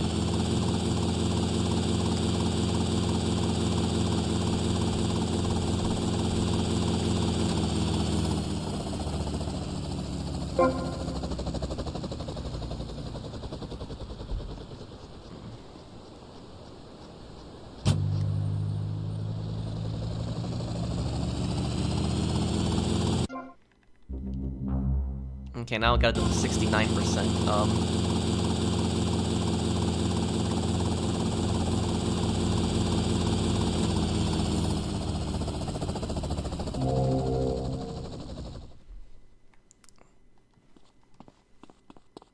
I don't know, Mario. It just happened, unfortunately. But it's, I think I'm gonna wrap up the stream here, guys, because I haven't eaten dinner. I'm really hungry. But I will make one more donation here before I end the stream here. And if any of you guys can make a donation also, if you can. I don't normally ask for donations, but this is for a charity. Let me make my donation right now again. Okay, I'm gonna make another $100 donation. Okay. Okay, there we go. Okay, there we go. We're at $980. If you guys could help it get up to $1,000, we just need $20 more. If anybody can make one. Thank you, Anonymous, for the donation. Thanks, man. Make sure you hit the checkbox if you want your name to appear. Great stream, thank you. And I'll still stick around for a few minutes to answer any questions before I go. Do we live in an apartment or a house? I live in an apartment right now.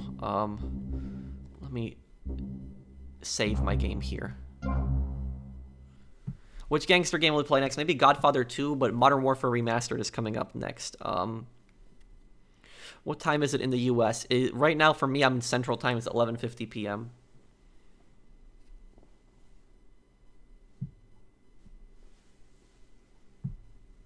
Do you have a favorite football team? No, I don't watch a football. What are your thoughts on Polish food? I generally like Polish food. And thank you, Fisher Freak. Thank you for the donation. Thanks, man. We just need $5 more to get to $1,000.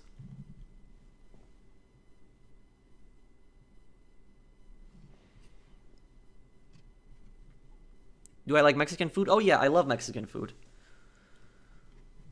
I've eaten so much Mexican food. I typically like spicy food too. Oh, thank you, Anonymous. Thank you for the donation. Anonymous, $20 soup donation. Thank you, man. But it's make sure that you hit the checkbox, guys, on there when you donate, because then your name is gonna appear as anonymous. Thank you, DHC, also. Is Liberty City Stories on Next Gen? No. What's my thoughts on Hotel Hell? I liked Hotel Hell a bit. Thank you, Mr. Waifu. Thank you, guys. Hotel Hell was good. Some of the owners really pissed me off in Hotel Hell. What am I gonna do with the money? I'm not gonna do anything with it. It's going to it goes when you have a charity link directly on YouTube. You know, the money goes directly to the charity. For anybody that's concerned about that, it doesn't go to the YouTuber at all. It goes directly to the charity. You can also check on the side of the screen. On YouTube videos where you see the charity, and you'll see that the YouTuber has no role in that. The YouTuber just links their the charity to their videos, and they can also donate themselves. But the money does not go through the YouTuber; it goes directly to the charity. Thank you, JB for the donation. Also, my real name Patrick. Yes, I'm gonna play Modern Warfare 1 through 3, and I'll play Modern Warfare 2019 also. Do I like Star Wars? Sure, but I don't like the new movies. My favorite character in The Sopranos? I don't know if I really have one.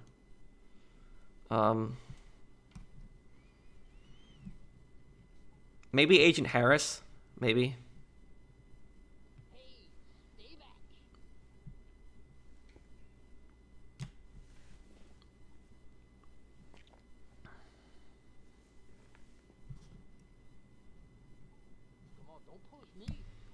Who will win in the Mafia War, the Leone family or the Corleone family? Corleone family. Do I play Fallout 76? I haven't played that in some time. Unfortunately, I can't donate in my country. It says I can't donate in my region yet. Don't worry about Little Smoke. Thank you for trying, though.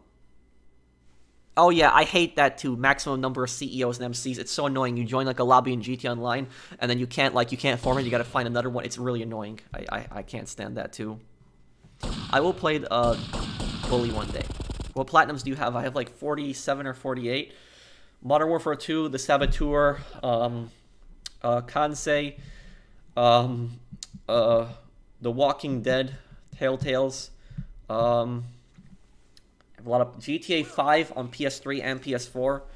And I have like a lot of platinums and can't remember all of them. Ever played SOCOM? Yes, I have. I actually did a playthrough of SOCOM. Go on my channel, Chris. Go on my channel after the stream. Look at my playlist and scroll like last year.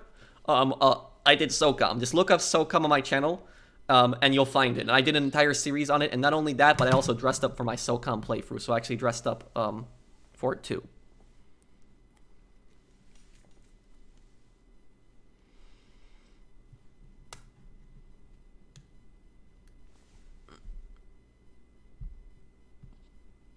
I've played Dying Light 1, but I never finished it. Hey, give me a break. I might play the original Phoenix Wright games one day. Yes, lore videos are planned for GTA 5, but right now I'm doing one for Vice City.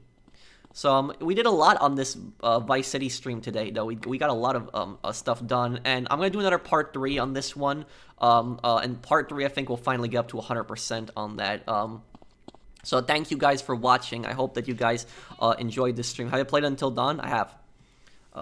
So thank you guys for watching the stream, and if you guys enjoyed the stream, do drop a like if you guys enjoyed it. I do streams usually on Fridays on Red Dead, but I'm doing a charity stream right now on Vice City, and we will do another part next one. The next part 3 won't be a charity stream.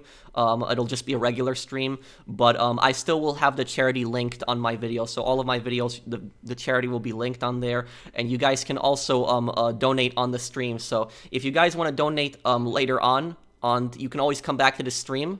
And you can always donate at any time, so you don't even have to donate live. And you can also donate on my videos. So on my videos, you'll see the little charity on the right side, heart to the bride, and you can donate there. But we've raised $1,000 already, and I'm really happy about that. So thank you guys for your support, and thank you guys. It means a lot to me. So I'll see you guys on the next one. Take care, everyone, and have a wonderful Sunday night.